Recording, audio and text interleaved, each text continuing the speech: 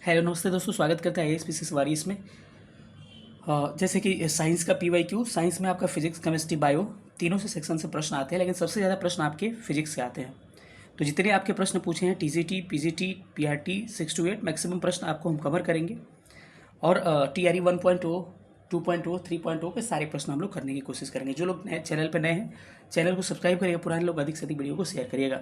एक और इन्फॉर्मेशन की आज मैं वीडियो को थोड़ा सा टाइम वेस्ट ना हो, जिसके कारण लिखने में मुझे बहुत परेशानी होती है। मैं कुछ PDFs का यूज़ किया हूँ या फिर स्कैनिंग फाइल का, इसके लिए बहुत मेहनत करना पड़ता है, तो आप अधिक से अधिक प्यार दीजिएगा। ठीक है, चलिए हम लोग सेशन को स्टार्ट करते हैं और पहले क्वेश्चन पे हम लोग चलते हैं। चलिए आइए, पहला क्वेश्चन आपको स्क्रीन पे दिख रहा होगा। प्रश्न कह रहा है,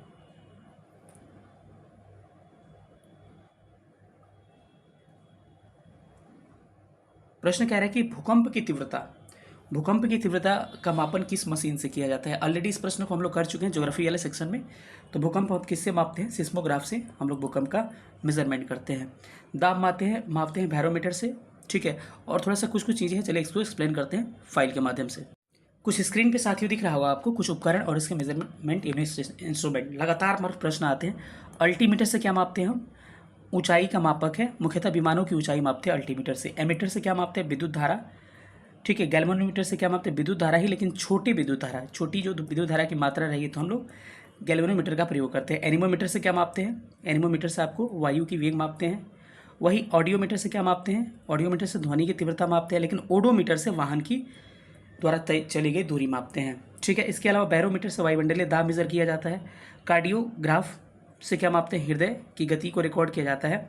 फायदोमीटर से सागर की गहराई का मेजरमेंट किया जाता है। आगे थोड़ा सा हम लोग देखते हैं। इसके अलावा पोटेंशियोमीटर यहाँ मैंने छोड़ा है। पोटेंशियोमीटर से क्या मापते हैं? हम लोग वोल्टेज मापते हैं। इसके अलावा गैल्वेनोमीटर से भी हम लोग क्या कहते हैं, वोल्ट मीटर से भी हम क्या मापते हैं? वोल्टेज या EMF को मापते हैं। इसको नोट करिएगा, आगे होगा है इसमें। इस फाइल में देख पा रहे होंगे आप कि हाइग्रोमीटर से क्या मापते हैं? हाइग्रोमीटर से वायुमंडल की सापेक्ष आर्द्रता। तो ग्रो होगा तो सापेक्ष आर्द्रता, और हाइड्रो होगा तो आपेक्षिक घनत्व। ठीक है, दोनों में अंतर कर लीजिए, very very important question. Lactometer से दूध की गुणवत्ता या फिर घनत्व मापते हैं। मैनोमीटर से द्रवों या गैसों का मापन किया जाता है, दाब का। स्फिग्नोमैनोमीटर से रक्तचाप यानी ब्लड प्रेशर का मेजर करते हैं। स्टेथोस्कोप जो होता है इसको आला कहते हैं, हृदय की गति सुनते हैं इससे। लक्स मीटर से प्रकाश की तीव्रता का मेजरमेंट करते हैं। पायरोमीटर से आपको उच्च तापमान को मेज़र करते हैं। जैसे हायर टेम्परेचर जो होता है, 800 से ऊपर का टेम्परेचर हम लोग पायरोमीटर से करते हैं मेजरमेंट। और ये विकिरण रेडिएशन के माध्यम से इसका हम लोग मेजरमेंट करते हैं। सोनार से महासागर में डूबी हुई वस्तुओं का पता लगाने के लिए हम लोग सोनार का प्रयोग करते हैं। और ये सोनार जो पराश्रव्य तरंग का प्रयोग करते हैं, यानी कि अल्ट्रासोनिक वेव का प्रयोग करता है। रडार से हम लोग रेडियो तरंगों द्वारा वस्तुओं की स्थिति ज्ञात करते हैं। सिस्मोग्राफ से हम भूकंप की तीव्रता मापते हैं। स्केल कौन यूज़ करते हैं? इसके लिए रिक्टर स्केल यूज़ किया जाता है। आगे कहा जाए तो पॉलीग्राफ से हम झूठ का पता लगाते हैं। पायरोहेलियोमीटर से सोलर रेडिएशन ज्ञात किया जाता है। ओडोमीटर से विद्युत चुंबकीय तरंगों की आवृत्ति मापते हैं। अगर पूछे कि सोनार का फुल फॉर्म क्या होता है, तो सोनार का फुल फॉर्म होता है साउंड नेविगेशन एंड रेंजिंग। वहीं कहा जाए रडार का फुल फॉर्म क्या होता है, तो रडार का रेडियो डिटेक्टिंग एंड रेंजिंग। सोनार का काम क्या है कि पराश्रव्य तरंगों का प्रयोग करके, अल्ट्रासोनिक वेव का प्रयोग करके समुद्र में कोई वस्तु डूबी हो या फिर कोई पर्वत पहाड़ नीचे पड़ा हो, तो उसको पता लगाते हैं। मालवा वगैरह को सोनार के माध्यम से पराश्रव्य तरंग टकरा के आती है, उससे आता है। और रेडियो वेव्स में क्या करते हैं? रेडियो तरंगों का प्रयोग करते हैं रडार में। चलिए अगले प्रश्न पर हम लोग मूव करते हैं। इस हिसाब से साथियों इस प्रश्न का आंसर क्या होगा? सिस्मोग्राफ क्या हो जाएगा आपका? भूकंप की तीव्रता इसमें मापते हैं। चलिए अगले प्रश्न पर हम लोग मूव करते हैं। अगला प्रश्न कह रहा है कि वायु में ऑक्सीजन की प्रतिशत कितनी होती है? तो वायु में ऑक्सीजन का प्रतिशत 21% होती है। सबसे अधिक क्या पाया जाता है? नाइट्रोजन कितना? 78%। इसके अलावा दूसरे स्थान पर ऑक्सीजन कितना? 21%। वही तीसरे स्थान पर बात करें आपको आर्गन कितना पाया जाता है? 0.93%। वही चौथे स्थान पर आपका कार्बन डाइऑक्साइड आता है, कितना? 0.03%। यानी सबसे अधिक वायुमंडल में क्या पाया जाता है? नाइट्रोजन पाया जाता है। ठीक है, तो इस प्रश्न का आंसर क्या हो जाएगा? Option A is correct answer. अगले प्रश्न पर हम लोग मूव करते हैं। प्रश्न कह रहा है कि वायुमंडल की किस परत में हवाई जहाज उड़ाई जाती है? तो वायुमंडल का समताप मंडल में क्या उड़ाया जाता है? हवाई जहाज उड़ाया जाता है। इस क्वेश्चन को हमने एक्सप्लेन किया है ज्योग्राफी वाले सेक्शन में, आप वहाँ देख सकते हैं, या फिर EVS के सेक्शन में हम इसको एक्सप्लेन अच्छा से कर देंगे। चलिए अगले क्वेश्चन पर हम लोग चलते हैं। चलिए साथियों एक्सप्लेन ही कर देते हैं, एक बार और कर देते हैं, रिवीजन हो जाएगा। देखिए वायुमंडल की कितनी परतें, 0 से लेकर आपके 18 किलोमीटर तक आपका क्या पाया जाता है, क्षोभ मंडल यानी कि ट्रोपोस्फीयर पाया जाता है। 18 से लेकर 50 तक आपको समताप मंडल स्ट्रेटोस्फीयर पाया जाता है। 50 से लेकर 80 तक आपका मेसोस्फीयर मध्यमंडल पाया जाता है। 80 से लेकर 640 तक आयन मंडल आयनोस्फीयर पाया जाता है। और 640 से 1000 तक एक्सोस्फीयर यानी कि बहिर्मंडल पाया जाता है। सबसे पहले ध्यान रखिएगा कि ये क्षोभ मंडल जो होता है 0 से 18 किलोमीटर, इसमें मौसम संबंधित गतिविधियाँ होती है। मतलब बादल लगना, वर्षा होना, सब किस में होगा, क्षोभ मंडल में। तो पूछेगा मौसम संबंधित गतिविधियाँ किस में, क्षोभ मंडल में होती है। इसमें याद रखिएगा क्षोभ मंडल में टेम्परेचर कम होता है। 165 मीटर ऊपर जाइएगा ना तो 1 डिग्री सेल्सियस टेम्परेचर क्या होगा, कम होगा। वहीं 1000 मीटर या कह सकते हैं 1 किलोमीटर, बात दोनों एक ही हुआ, तब टेम्परेचर 6.5 डिग्री सेल्सियस क्या होता है, कम हो जाता है। अगला है आपका 18 से लेकर 50 किलोमीटर तक क्या, समताप मंडल स्ट्रेटोस्फीयर। और इसी में समताप मंडल में ही 20 से लेकर 35 किलोमीटर तक क्या पाया जाता है, आपका ओजोन परत। तो पूछेगा कि कहाँ से कहाँ तक, तो इसका रेंज अलग अलग बुक में अलग अलग देता है, लेकिन स्टैंडर्ड याद रखिए 20 से 35 किलोमीटर तक ओजोन परत पाया जाता है। तो ओजोन परत किस मंडल में, तो याद रखिएगा समताप मंडल स्ट्रेटोस्फीयर में। कहाँ से कहाँ, 20 से लगभग 35 किलोमीटर तक। ये मंडल जो होता है वायुयान उड़ाने के लिए, जहाज उड़ाने के लिए उपयुक्त होता है, क्योंकि इसमें मौसम संबंधित गतिविधियाँ नहीं होती है, तो परेशानी नहीं होती है। आगे आइएगा तो यहाँ 50 से लेकर 80 किलोमीटर तक सबसे मध्यमंडल मेसोस्फीयर और सबसे कम टेम्परेचर इसी में पाया जाता है। इसके बाद 80 से लेकर 640 तक आपको पाया जाता है आयन मंडल यानी कि आयनोस्फीयर। इसमें रेडियो तरंगे या फिर दूर संचार की जो वेव्स आती हैं, यही सब होके टकरा के परिवर्तित होती हैं। आगे पूछेगा कि किस मंडल में उपग्रह स्थापित किया जाता है, तो बाह्य मंडल में। देखिए इसमें रेडियो वेव्स उपग्रह के आकर टकराती है, लेकिन आपको स्थापित होता है किसमें, बहिर्मंडल एक्सोस्फीयर में। इसके साथ ध्यान रखिएगा जो भूस्थितिक उपग्रह होता है, जिसको जियो स्टेशनरी सैटेलाइट कहते हैं, उसको 36,000 किलोमीटर की ऊंचाई पर स्थापित किया जाता है। इसको मैं एक्सप्लेन अच्छा से किया हूँ एक वीडियो में। चलिए अगले क्वेश्चन पर हम लोग चलते हैं। चलिए इस प्रश्न को अब देखा जाए तो वायुमंडल की किस परत में हवाई जहाज, आपको समताप मंडल में हवाई जहाज। क्षोभ मंडल में क्या, बादल वर्षा यानी कहे तो मौसम संबंधित गतिविधियाँ किस में होती है, क्षोभ मंडल में होती है। मध्यमंडल में सबसे कम टेम्परेचर पाया जाता है। इसके साथ अगले क्वेश्चन पे हम लोग चलते हैं।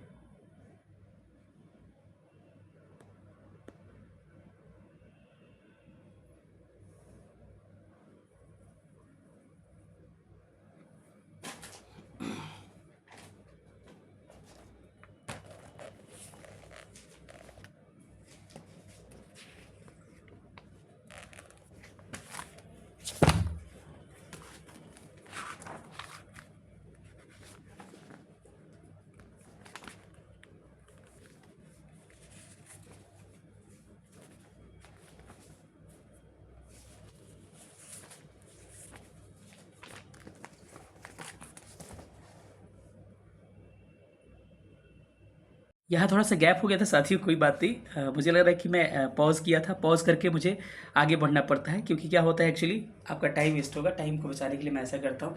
थोड़ा सा मैं भूल गया था, पॉज किया हूँ, मेरे को लगा था, लेकिन पॉज हुआ नहीं था। निम्नलिखित में से किस प्रकार की बीमारी जल प्रदूषण से होती है, पीलिया जो होती है जल के प्रदूषण से होती है। पूछेगा कि कौन सी बीमारी जल जनित है, तो कुछ बीमारियों का मैं नाम लिख दे रहा हूँ, याद रखिएगा वो जल जनित बीमारियाँ हैं। वैसी बीमारियाँ जो जल के प्रदूषण से या फिर जल से फैलती है उसको जल जनित रोग कहते हैं। जल जनित रोग कौन कौन से, याद रखिएगा हैज़ा, उसके बाद से टाइफाइड, इसके अलावा पीलिया, हैज़ा, टाइफाइड, पीलिया, और पीलिया के बाद से कमला। अब कमला क्या है भाई, जॉन्डिस को कमला कहते हैं, जॉन्डिस। ये सब किससे होने वाले बीमारी हैं, जल जनित रोग है, यानी कि जल के प्रदूषण से ये सब बीमारियां होती है। चलिए आगे अगले क्वेश्चन पर हम लोग चलते हैं। अगला प्रश्न कह रहा है आपको कि बीओडी के बारे में पूछ रहा है कि बीओडी जैविक ऑक्सीजन की मांग उच्च मात्रा इंगित करती है, यानी कि बायोलॉजिकल ऑक्सीजन डिमांड इसका फुल फॉर्म होता है। क्या, बायोलॉजिकल ऑक्सीजन डिमांड। ये क्या होता है कि, अच्छा बताइए, ऑक्सीजन की डिमांड तभी होगा ना जब ऑक्सीजन कमी होगा। तो जिस पानी में बीओडी की वैल्यू ज़्यादा होती है, यानी कि बायोलॉजिकल ऑक्सीजन डिमांड ज़्यादा होता है, पानी क्या होगा, अधिक प्रदूषित होगा। क्या होगा, अधिक प्रदूषित होगा, क्योंकि उसमें ऑक्सीजन की मांग ज़्यादा है, यानी कि प्रदूषण ज़्यादा है तभी तो ऑक्सीजन की मांग है। और जिसका बीओडी कम होगा यानी कि वो शुद्ध पानी होगा। इस बात को आपको ध्यान रखना है। तो क्या कह रहा है कि बीओडी जैविक ऑक्सीजन की मांग यानी बायोलॉजिकल ऑक्सीजन डिमांड जो है किसको इंगित करती है, तो सीधे ही आपको ध्यान रखना है किसको इंगित करता है भाई। सिंपल सी बात है, ये इंगित करता है आपको पानी को प्रदूषित करना, यानी पानी अधिक प्रदूषित है, यानी कि बीओडी की मात्रा ज़्यादा है। अगले प्रश्न पर आते हैं और कह रहे हैं कि हेपेटाइटिस किस प्रकार की बीमारी है। अगर नॉर्मल ऑप्शन रहता तो ये तो वायरस से होने वाली बीमारी है हेपेटाइटिस, और ये यकृत यानी कि लीवर को प्रभावित करता है, ठीक है। लेकिन ये जो होता है ना संदूषित भोजन से भी उत्पन्न होता है, और जल संदूषित भोजन यानी कि प्रदूषित भोजन से भी उत्पन्न होता है, और किसी के कांटेक्ट में मतलब इनडायरेक्टली आने से, कहने का सुई लगा दिया या फिर कुछ हुआ तो उससे भी, यानी कि इसका उपयुक्त में से एक से अधिक आंसर लेना चाहिए था, लिया भी शायद था, मुझे लग रहा है कि आयोग ने। तो इसका आंसर ये हो जाएगा। अगर मैं पूछूं आपसे कि यकृत यानी कि लीवर को प्रभावित करने वाली बीमारियां कौन सी है जिससे क्या होता है, आपको लीवर प्रभावित होता है, ठीक है। तो हेपेटाइटिस को आप ध्यान रख सकते हैं, हेपेटाइटिस से आपको क्या होता है, यकृत यानी कि लीवर प्रभावित होता है, ठीक है। वही आपसे पूछा जाए कि आपको तंत्रिका तंत्र यानी कि नर्वस सिस्टम किस किस रोग से प्रभावित होता है, नर्वस सिस्टम यानी कि तंत्रिका तंत्र, एक ही बात याद रखिएगा, इसका सिंपल सा ट्रिक लिख देता हूँ मैं कि टीपोरेको यानी कि मतलब हो गया टी फॉर टिटनस, पो फॉर पोलियो, रे फॉर रेबीज, को फॉर कोड। कोड से क्या, ये चारों बीमारियों में क्या होता है, नर्वस सिस्टम प्रभावित होता है। पूछता है कि आपको टिटनेस में क्या कौन सा अंग प्रभावित होगा, पोलियो में कौन सा होगा, रेबीज में कौन सा, कोड में कौन सा होगा। तो चारों में याद रखिएगा नर्वस सिस्टम प्रभावित होता है। और एक ऐसी कुछ बीमारियां हैं जिसमें आंत प्रभावित होता है, जिसका आप ट्रिक याद रखिएगा, पेटा है, बेटा है नहीं, पेटा है। पेटा है का मतलब क्या होगा, हैजा है का मतलब क्या, पे मतलब कि पेचिस, और टा मतलब टाइफाइड, और है मतलब कि हैजा। ये तीनों बीमारियों से क्या होता है, आपका प्रभावित आंत होता है। तो इसको याद रखिएगा। यकृत को प्रभावित करने वाली बीमारियां कौन सी है, थोड़ा सा इसको भी हम एक बार देख लेते हैं। यकृत से क्या क्या, लीवर जो होता है इससे क्या प्रभावित होता है, तो इसको याद रखिएगा कि हेपेटाइटिस पीलिया, अभी हमने कहा हेपेटाइटिस पीलिया से क्या यकृत यानी कि लीवर प्रभावित होता, तो इसको ध्यान रखिएगा थोड़ा सा, यानी कि ऑप्शन इसका उपयुक्त में से एक से अधिक करेक्ट होगा। अगले प्रश्न पर चलते हैं। प्रश्न कह रहा है कि मल के द्वारा प्रदूषित पानी में मछलियों की जो मृत्यु होती है किस कारण से, तो गलफड़ों के बंद होने से ऐसा कुछ नहीं, रोगजनकों के द्वारा बिल्कुल नहीं, लेकिन ऑक्सीजन जब नहीं होगा यानी कि जल प्रदूषित होगा तो मछलियाँ क्या हो जाती है, मर जाती है। तो इसका आंसर ए हो जाएगा। अगले प्रश्न पर आते हैं, निम्नलिखित में से कौन सा प्रदूषण जनित विकार है, मतलब कि कौन सा पॉल्यूशन से होता है, ये कह रहा है। तो निकोनियोसिस है एक, उसके बाद से कुष्ठ रोग है, फ्लोरोसिस है। तो फ्लोरोसिस जो है ये प्रदूषण जनित रोग है, ऑप्शन इसका बी करेक्ट हो जाएगा। अगले प्रश्न पर हम लोग मूव करें। ये प्रश्न कह रहा है कि निम्नलिखित में से कौन सा यंत्र जिसके द्वारा विद्युत परिपथ में विद्युत धारा मापी जाती है। अभी हमने बताया कि एमीटर क्या होता है, हाइड्रोमीटर क्या होता है, किस किस यंत्र से हम क्या क्या मापते हैं, हर चीज़ को मैंने एक्सप्लेन किया था। तो याद रखिएगा कि एमीटर से विद्युत धारा मापते हैं, गैल्वेनोमीटर से छोटी विद्युत धारा मापते हैं, ठीक है। तो इसको ध्यान रखिएगा, ऑप्शन क्या होगा, इसका ऑप्शन ए करेक्ट हो जाएगा। अगले सवाल पे चलते हैं। ये प्रश्न है कि सितारों की चमकने की प्रकाशीय प्रक्रिया निम्नलिखित में से किसके द्वारा होती है, किसके कारण होती है। यानी कहने का मतलब जो तारे टिमटिमाते हैं ना आपके, तो तारों के टिमटिमाने के एक्चुअली कारण क्या है ये पूछ रहा है। तो मैं कुछ तरीका बताऊंगा, बस उसको थोड़ा सा आप नोट करिएगा, आपके सारे प्रश्न बन जाएंगे। बड़ा कन्फ्यूज़न होता है इसके द्वारा, आज के बाद कन्फ्यूज़न दूर हो जाएगा। याद रखिएगा साथियों कि अपवर्तन की जो घटनाएँ होती है ना, किसकी, अपवर्तन की। तो अपवर्तन की जो घटनाएँ होती है, तो अपवर्तन की घटना में एक्चुअली होता क्या है कि अपवर्तन झूठी घटनाएं होती है। कैसी घटनाएं, अपवर्तन जो होती है झूठी घटनाएं होती है। तो जब भी झूठी घटना हो तो झूठी घटना के लिए क्या याद रखिएगा, अपवर्तन यानी रिफ्रैक्शन, अपवर्तन। जैसे कि पानी में पड़ा हुआ छड़ी का टेढ़ा दिखाई देना, मछली का ऊपर दिखाई देना, इसके अलावा तारों का टिमटिमाना। ऐसे होता नहीं, तारे टिमटिमाते नहीं, मछली ऊपर थोड़े आ जाती है, नहीं। या फिर आपको पानी के तली का ऊपर दिखाई देना, सिक्का का ऊपर उठाना, ये सारी घटनाएं नहीं है, झूठी घटनाएं हैं। तो जब झूठी घटनाएं हैं तो याद रखिए अपवर्तन होगा। या फिर कहते हैं सूर्योदय और सूर्यास्त के समय 2 मिनट पहले और 2 मिनट बाद तक सूर्य दिखाई देना, लेकिन लाल वाला नहीं, सूर्योदय से पहले और सूर्यास्त के बाद सूर्य 2 मिनट बाद 2 मिनट पहले तक दिखाई देना।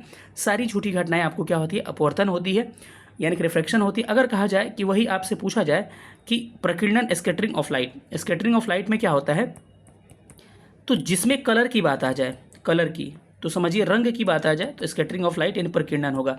उदाहरण के लिए सूर्योदय सूर्यास्त से समय सूर्य का लाल दिखाई देना, आकाश का नीला दिखाई देना, समुद्र का नीला दिखाई देना, ये सारी घटनाएं क्या है, ये कलर वाली घटनाएं हैं, तो इसीलिए प्रकीर्णन होती हैं, स्कैटरिंग ऑफ लाइट। ये तरीका है मेरे को याद कराने का। अगला जो है आपका क्या होता है, अगला है टोटल इंटरनल रिफ्रैक्शन, यानी कि पूर्ण आंतरिक परिवर्तन।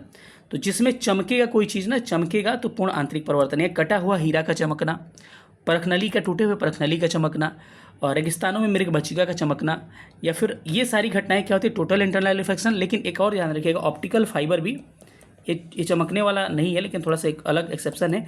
ऑप्टिकल फाइबर भी किस पे काम करता है, आपको किस घटना पे, आपको टोटल इंटरनल रिफ्लेक्शन यानी कि पूर्ण आंतरिक परावर्तन की घटना पर काम करता है। अब चलिए आते हैं इस प्रश्न का आंसर क्या होगा। कह रहा है प्रश्न कि सितारे चमकते हैं, यानी कि तारों का टिमटिमाना, सिंपल सी बात है।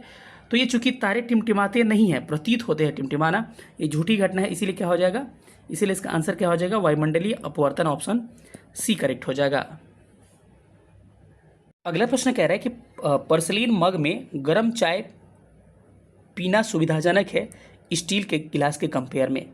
तो स्टील के गिलास नहीं, देख तो हाथ जलने लगता है, लेकिन वही नॉर्मल पर्सलीन का मग टाइप का होता है जो कि प्लास्टिक की तरह दिखता है, तो उसमें चाय पीना थोड़ा सा आसान होता है। इसका एक्चुअली रीज़न क्या होता है, तो इसका एक्चुअली रीज़न क्या होता है कि पर्सलीन ऊष्मा का कुचालक होता है। तो जो कुचालक होगा क्या होगा, आपको एक जगह से दूसरी जगह आपको हिट नहीं जा पाएगा तो हाथ जलेगा नहीं, लेकिन स्टील जो होता है सुचालक होता है तो हाथ जलने लगता है। इसका आंसर क्या हो जाएगा, सी करेक्ट हो जाएगा। अगले क्वेश्चन पे आते हैं। चलिए, तो क्या कह रहा है कि अवतल दर्पण द्वारा बनाया गया प्रतिबिंब। देखिए, अवतल दर्पण में एक कंडीशन ऐसा होता है, जो वस्तु फोकस और पोल यानी कि फोकस और ध्रुव के बीच में होती है, तो उस समय प्रतिबिंब दर्पण के पीछे बनता है और सीधा और आभासी बनता है। जब सीधा बनेगा आभासी भी बनेगा, सीधा आभासी बनता है। बाकी सारी कंडीशंस में क्या होते हैं, अवतल दर्पण में यानी कनकेव मिरर में प्रतिबिंब क्या होता है, उल्टा और वास्तविक बनता है। जैसे कि अनंत पे रखिएगा तो कहाँ पर बनेगा, फोकस पे बनेगा और वस्तु का बिंदु मात्र का बनेगा, और उल्टा और वास्तविक होगा। अगर वक्रता केंद्र तथा अनंत के बीच में रखिएगा तो कहाँ बनेगा, फोकस और किसके बीच में, वक्रता केंद्र सेंटर ऑफ कर्वेचर के बीच में बनेगा, और कहाँ पर छोटा बनेगा, वास्तविक उल्टा बनेगा। तीसरा कंडीशंस पे आते हैं, वक्रता केंद्र सी पर रखिएगा तो वक्रता केंद्र पर ही बनेगा, वस्तु के बराबर बनेगा। इसके अलावा आपसे पूछा जाए कि अगर फोकस पे रखिएगा तो अनंत पे बनेगा और बहुत ही बड़ा बनेगा, ठीक है। अगर फोकस तथा वक्रता केंद्र के बीच में रखिएगा, फोकस और सेंटर ऑफ कर्वेचर के बीच में, तो क्या बनेगा, वक्रता केंद्र तथा अनंत के बीच बनेगा, सी और इन्फिनाइट के बीच बनेगा, लेकिन क्या बनेगा, बड़ा बनेगा, ठीक है। लेकिन एक ही कंडीशन होता है जब सीधा और आभासी बनता है, जब वस्तु फोकस और ध्रुव के बीच में, याद रखिएगा फोकस और ध्रुव के बीच में रखी जाएगी तो लेकिन इसीलिए एक्सेप्शन माना जाता है इसको। तो कहा जाता है कि इसमें प्रतिबिंब जो बनता है हमेशा वास्तविक ही कहा जाता है, एक कंडीशन को छोड़ के। तो इसको थोड़ा सा ध्यान रखिएगा, ऑप्शन सी इसका करेक्ट हो जाएगा। एक बात आपको ध्यान रखना है कि अवतल दर्पण उत्तल दर्पण का आपको एप्लीकेशन पूछता है कि कहाँ प्रयोग करते हैं। तो ध्यान रखिएगा साथियों, अवतल दर्पण का हम प्रयोग कहाँ करते हैं, जहाँ पे वस्तुओं को छोटा से बड़ा करना होता है। जैसे कि आप कहे दाढ़ी बनाने में, अच्छा दाढ़ी बनाइएगा तो छोटा दाढ़ी होगा तो उसको बड़ा करिएगा तभी ना आपको दिखेगा दाढ़ी बनाने में। इसके बाद आँख नाक कान के जो डॉक्टर होते हैं वो भी प्रयोग करते हैं छोटा को बड़ा देखने के लिए। गाड़ी के हेडलाइट के में यूज़ किया जाता है, सर्च लाइट में प्रयोग किया जाता है। इसके अलावा सोलर कुकर में प्रयोग किया जाता है, सोलर कुकर में। लेकिन अगर पूछा जाए उत्तल दर्पण यानी कन्वेक्स मिरर का कहाँ प्रयोग करते हैं, प्रतिबिंब को छोटा करने के लिए। जैसे कि साइड मिरर में, गाड़ी का साइड मिरर जो होता है उसमें कौन सा, उत्तल दर्पण का प्रयोग किया जाता है। वहीं आपसे इसके अलावा पूछा जाए तो इसका और एक जगह प्रयोग किया जाता है सोडियम परावर्तक लैंप में, सोडियम परावर्तक लैंप में, थोड़ा इसको भी ध्यान रखिएगा। चलिए, इसमें वास्तविक और सीधा आभासी और सीधा मैक्सिमम टाइम प्रतिबिंब बनता है, इस बात को ध्यान रखिए। इसका आंसर क्या होगा, ऑप्शन सी करेक्ट हो जाएगा। अब सवाल ये पूछ रहा है कि निम्न में लिखित में से कौन सा एम्फोटेरिक अणु है। अब एम्फोटेरिक अणु क्या होते हैं, वैसे अणु जो कि एसिड और बेस दोनों के साथ क्या करते हैं, रिएक्शन करते हैं। एसिड प्लस बेस दोनों के साथ रिएक्शन करते हैं, इसको एम्फोटेरिक कहते हैं। और इसमें जल भी आता है, एसिटिक एसिड आता है, मैलिक एसिड भी आता है। तो उपयुक्त में से एक से अधिक इसका करेक्ट हो जाएगा। तो इसमें देखिएगा तो लुईस की अवधारणा जो है इसमें प्रोटोनिक एसिड और क्षार दोनों की व्याख्या करते हैं। तो इसमें से उपयुक्त में से एक से अधिक क्या हो जाएगा, करेक्ट आंसर हो जाएगा। अगले प्रश्न पर आते हैं, कह रहे हैं कि उदासीनीकरण प्रक्रिया क्या है। तो वैसी प्रक्रिया जिसमें एक एसिड, उदासीनीकरण प्रक्रिया क्या है, तो कह रहे हैं कि वैसी प्रक्रिया जिसमें एक एसिड जो है एक बेस से रिएक्शन करके क्या बना देता है, साल्ट और वाटर बना देता है, साल्ट और वाटर उदासीनीकरण या फिर न्यूट्रलाइजेशन रिएक्शन कहलाता है। इसमें मानिए कि एसिड कोई HCl है और बेस NaOH है, क्या बना दिया, NaCl बना दिया नमक, और प्लस HCl बना दिया, H2O बना दिया। इस प्रक्रिया को हम क्या कहते हैं, इस प्रक्रिया को उदासीनीकरण प्रक्रिया कहा जाता है। इसको हाइड्रोलाइसिस भी कहा जाता है। तो ऑप्शन क्या हो जाएगा इसका, ऑप्शन ए करेक्ट हो जाएगा। साथियों इस पे विवाद मत करिएगा। कई लोगों को लगेगा कि आरएनए से प्रोटीन बनता है। प्रोटीन बनता है आरएनए से, लेकिन डीएनए का कौन सा भाग प्रोटीन को सूचना देता है? जीन जो होता है अनुवांशिक इकाई होती है, और ये जीन से ही डीएनए का एक भाग जो एक प्रोटीन के लिए जानकारी प्रदान करता है और उसे जीन कहा जाता है। प्रत्येक गुण में जीन कितने होते हैं? कितने क्रोमोसोम होते हैं? 46 होते हैं। अगर पेयर में कहा जाए तो 23 जोड़ा होता है। तो सूचना कौन देता है? जीन देता है। वही माइटोकॉन्ड्रिया को कहा जाता है पावर हाउस ऑफ सेल कहा जाता है माइटोकॉन्ड्रिया को। इन सब बातों को ध्यान रखिएगा। वही आपसे फुल फॉर्म पूछा जाए कि डीएनए आरएनए का फुल फॉर्म क्या होता है, तो डीएनए का फुल फॉर्म होता है DNA dioxy ribo nucleic acid, और आरएनए का फुल फॉर्म होता है राइबो न्यूक्लिक एसिड। तो इसको थोड़ा सा ध्यान रख सकते हैं। चलिए अगले प्रश्न पर चलते हैं। ये प्रश्न कह रहा है कि कोई बीमारी यदि नॉन ह्यूमन प्राणी से, मतलब कि अगर मानव नहीं है, किसी मनुष्य में पहुंचता है, मतलब बिना मनुष्य के मनुष्य से पहुंचता है, तो उसको क्या कहते हैं? उसको हम लोग संक्रामक बीमारी कहते हैं। जैसे कि नहीं होता है कोई फैला देती है, तो इसको क्या कहते हैं हम लोग? संक्रामक बीमारी के नाम से जाना जाता है। तो इसका 18 का आंसर क्या हो जाएगा? 18 का आंसर आपको हो जाएगा ऑप्शन सी, संक्रामक बीमारियाँ। ठीक है, संक्रामक बीमारी जिसे आमतौर पर हम लोग संक्रामक बीमारी को भी कहा जाता है। इसमें क्या होता है? एक व्यक्ति से दूसरे व्यक्ति के बीच फैलता है। इस प्रकार की बीमारी का कारण क्या होता है? संक्रामक भोजन हो गया, मिट्टी हो गया, जल हो गया, संपर्क में आना। ठीक है, अच्छा नॉन ह्यूमन है ना, नॉन ह्यूमन नहीं, ह्यूमन से ह्यूमन में फैलेगा तो उसको संक्रामक कहते हैं। लेकिन अगर वैसी बीमारी जो नॉन ह्यूमन पर्सन से फैलती है उसको जिनोसिस कहा जाता है। क्या कहते हैं हम लोग? उसको जिनोसिस कहते हैं। ध्यान रखिएगा। यानी इस प्रश्न का आंसर क्या होगा? उपयुक्त में से कोई नहीं, ऑप्शन ई हो जाएगा। ये सारा एकदम कंफर्म आंसर है, तो इसमें संदेह नहीं करिएगा आप। तो देखिए कह रहे हैं कि वायु प्रदूषण का प्रभाव निम्नलिखित में से किस पर पाया जाता है? तो देखिए सबसे पहले तो पत्तों पर पाया जाता है। जैसे कि पत्ते गिरने लगते हैं। इसके अलावा पत्तों में कोशिकाएं जो होती हैं उसकी क्लोरोफिल अवघटित जो करती हैं उसको बंद कर देती हैं। इसके अलावा पौधों में प्रदूषण की स्थिति में पत्तियां मर जाती हैं। लेकिन इसके अलावा पौधे बौने भी रह जाते हैं, यानी कि वृद्धि रुक जाती है। तो कहीं ना कहीं तना वगैरह का भी प्रभाव देखने को मिलता है। इसीलिए उपयुक्त में से एक से अधिक ही इसका आंसर लेना क्या होगा? मेरे ख्याल से सही रहेगा। अगला कह रहा है कि इलेक्ट्रॉन का प्रवाह निम्नलिखित में से क्या कहलाता है? तो इसको विद्युत धारा कहते हैं। इसको एम्पियर में मापा जाता है। ठीक है, तो जो इलेक्ट्रॉन की दिशा होती है उसके विपरीत क्या होता है? विद्युत धारा की दिशा होती है। ठीक है, अब इसको मापते किससे? एमीटर से मापते हैं। किसको? विद्युत धारा को। इसको ध्यान रखिएगा। ठीक है, कह रहे कि आपेक्षिक घनत्व का मात्रक क्या होता है? ध्यान रखिएगा साथियों, आपेक्षिक घनत्व का मात्रक kg/m³ होता है। तो इन सब बातों को आपको ध्यान रखना है कि किसका मात्रक क्या होता है। इसके अलावा कहिएगा तो कुछ कुछ मात्रक मैं आपको बोल दूंगा ताकि आपके एग्जाम में थोड़ा सा पूछा जाएगा तो आपको परेशानी। तो कुछ मात्रक जो आपके एग्जाम के लिए इंपॉर्टेंट है उसको थोड़ा सा देख लीजिएगा। अगर मैं आपसे पूछूं कि एक पूछा जाता है आपको कि समय का तो जानते हैं सब कोई, लेकिन कार्य और ऊर्जा का दोनों का मात्रक क्या होता है? जूल होता है। तो थोड़ा सा इसको आप ध्यान रख सकते हैं। कार्य ऊर्जा का जूल हो जाता है। विद्युत धारा का हमने बताया कि एम्पियर हो जाता है। विभवांतर का वोल्ट हो जाता है। उसके अलावा कहा जाए आपसे कि बल का क्या होता है? न्यूटन होता है, ऐसा ही मात्रक। उसके बाद से डाइन होता है उसका सीजीएस मात्रक। इसके अलावा आपसे पूछा जाए चाल का मीटर प्रति सेकंड हो जाता है। वेग का भी वही हो जाता है। आवृत्ति का हर्ज होता है। इसके अलावा आपसे पूछा जाए संवेग का क्या होता है? संवेग का होता है आपका kg/m/s। और आवेग का पूछा जाए तो आवेग का न्यूटन सेकंड होता है। दाब का पास्कल होता है। इसके अलावा शक्ति का वाट होता है।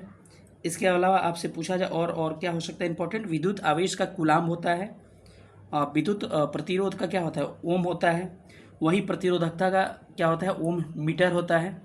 इसके अलावा आपसे पूछा जाए और विद्युत धारिता का फैराडे होता है। इसके अलावा विद्युत प्रेरक का हेनरी होता है।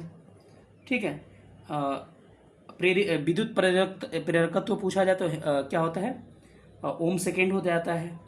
वही आपसे पूछा जाए तरंग दायरे का क्या होता है? एंगस्ट्रम होता है। ध्वनि की तीव्रता किस में मापते हैं? डेसिबल में मापते हैं। और ज्योति फ्लक्स का आपका ल्यूमेन होता है।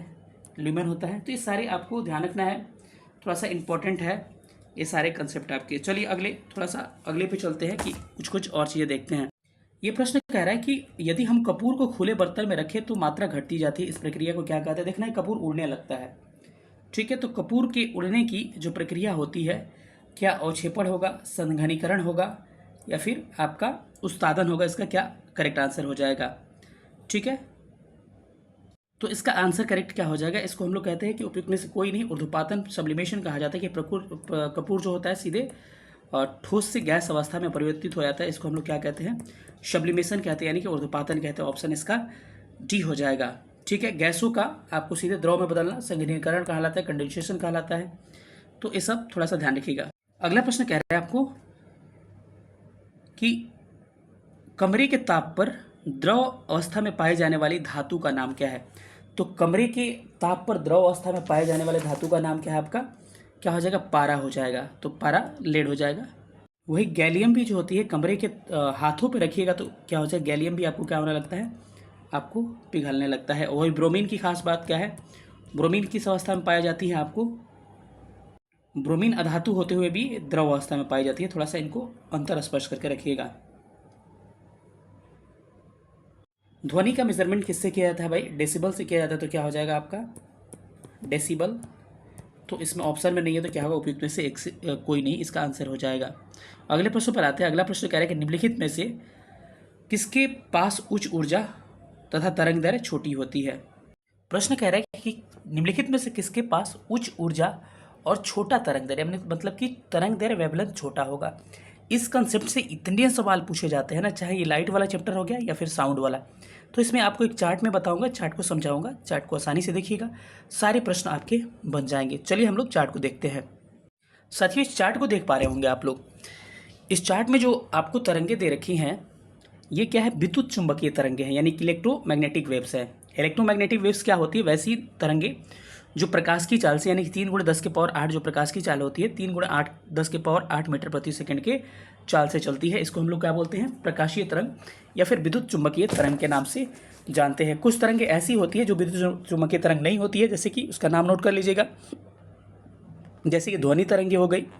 ध्वनि तरंगों के अलावा आपका कैथोड रे, कैनाल रे, ये सब क्या होती है, अल्फा बीटा किरणें, ध्वनि किरणें, पराश्रव्य, अल्ट्रासोनिक वेव्स हो गया, कैनोल, कैथोड, कैनाल, सारी क्या होती है, विद्युत चुंबकीय तरंगे नहीं होती है वो। ठीक है, लेकिन विद्युत चुंबकीय तरंगों की आपको इस पर क्वालिटी दिखा रहा हूँ कि क्या क्या इससे सवाल पूछे जाएंगे। एक बात याद रखना मेरे भाई, कि अगर आप ऊपर से नीचे आओगे ना, एक चीज़ मेरा देखिएगा, कह रहे कि अगर देखिए किसको किसको ध्यान रखें, गामा किरणें, गामा किरणों का खोजकर्ता याद रखना पड़ेगा, पाल बिलार्ड ने किया था। एक्स किरण का रंटजन ने किया था। परावैग्निक का रिटर ने किया था। दृश्य का न्यूटन ने किया था। औरक्त यानी कि कह सकते हैं आपको इंफ्रारेड का किसने किया था, हर्शल ने किया था। लघु का हेनरी ने किया था और दीर्घ तरंगों को मार्कोनी ने किया था। लघु रेडियो तरंगों को रेडियो तरंग भी कहा जाता है, इसको ध्यान रखिएगा। गामा किरण का नामकरण रदरफोर्ड ने किया था। अब इसमें समझने वाली क्या बात है, ध्यान से सुनिएगा, वेरी वेरी इंपॉर्टेंट क्वेश्चन यहाँ से एकदम निश्चित रूप से सवाल आता है यहाँ से। याद रखिएगा साथियों कि तरंग दैर्घ्य यानी कि वेवलेंथ जो होता है, तरंग दैर्घ्य देखना कि कम है, 10⁻⁻14 है, 10⁻10 है, 10⁻8 है, 10⁻7 घट रहा है ना। तो अगर देखिएगा वेवलेंथ जो होता है, वेवलेंथ क्या होता है, वेवलेंथ ऊपर से नीचे आते हैं इस लिस्ट में पूरा आपका नाम क्रम से याद होना चाहिए। गामा, एक्स, परावैग्नी यानी कि अल्ट्रा वायलेट हो गया, दृश्य विजिबल हो गया, औरक्त इंफ्रारेड हो गया, रेडियो यानी कि लघु तरंगे, दीर्घ तरंगे, सारे का क्या होना चाहिए, ऊपर से नीचे क्रम आपको याद होना चाहिए कि कैसे ऊपर से नीचे है।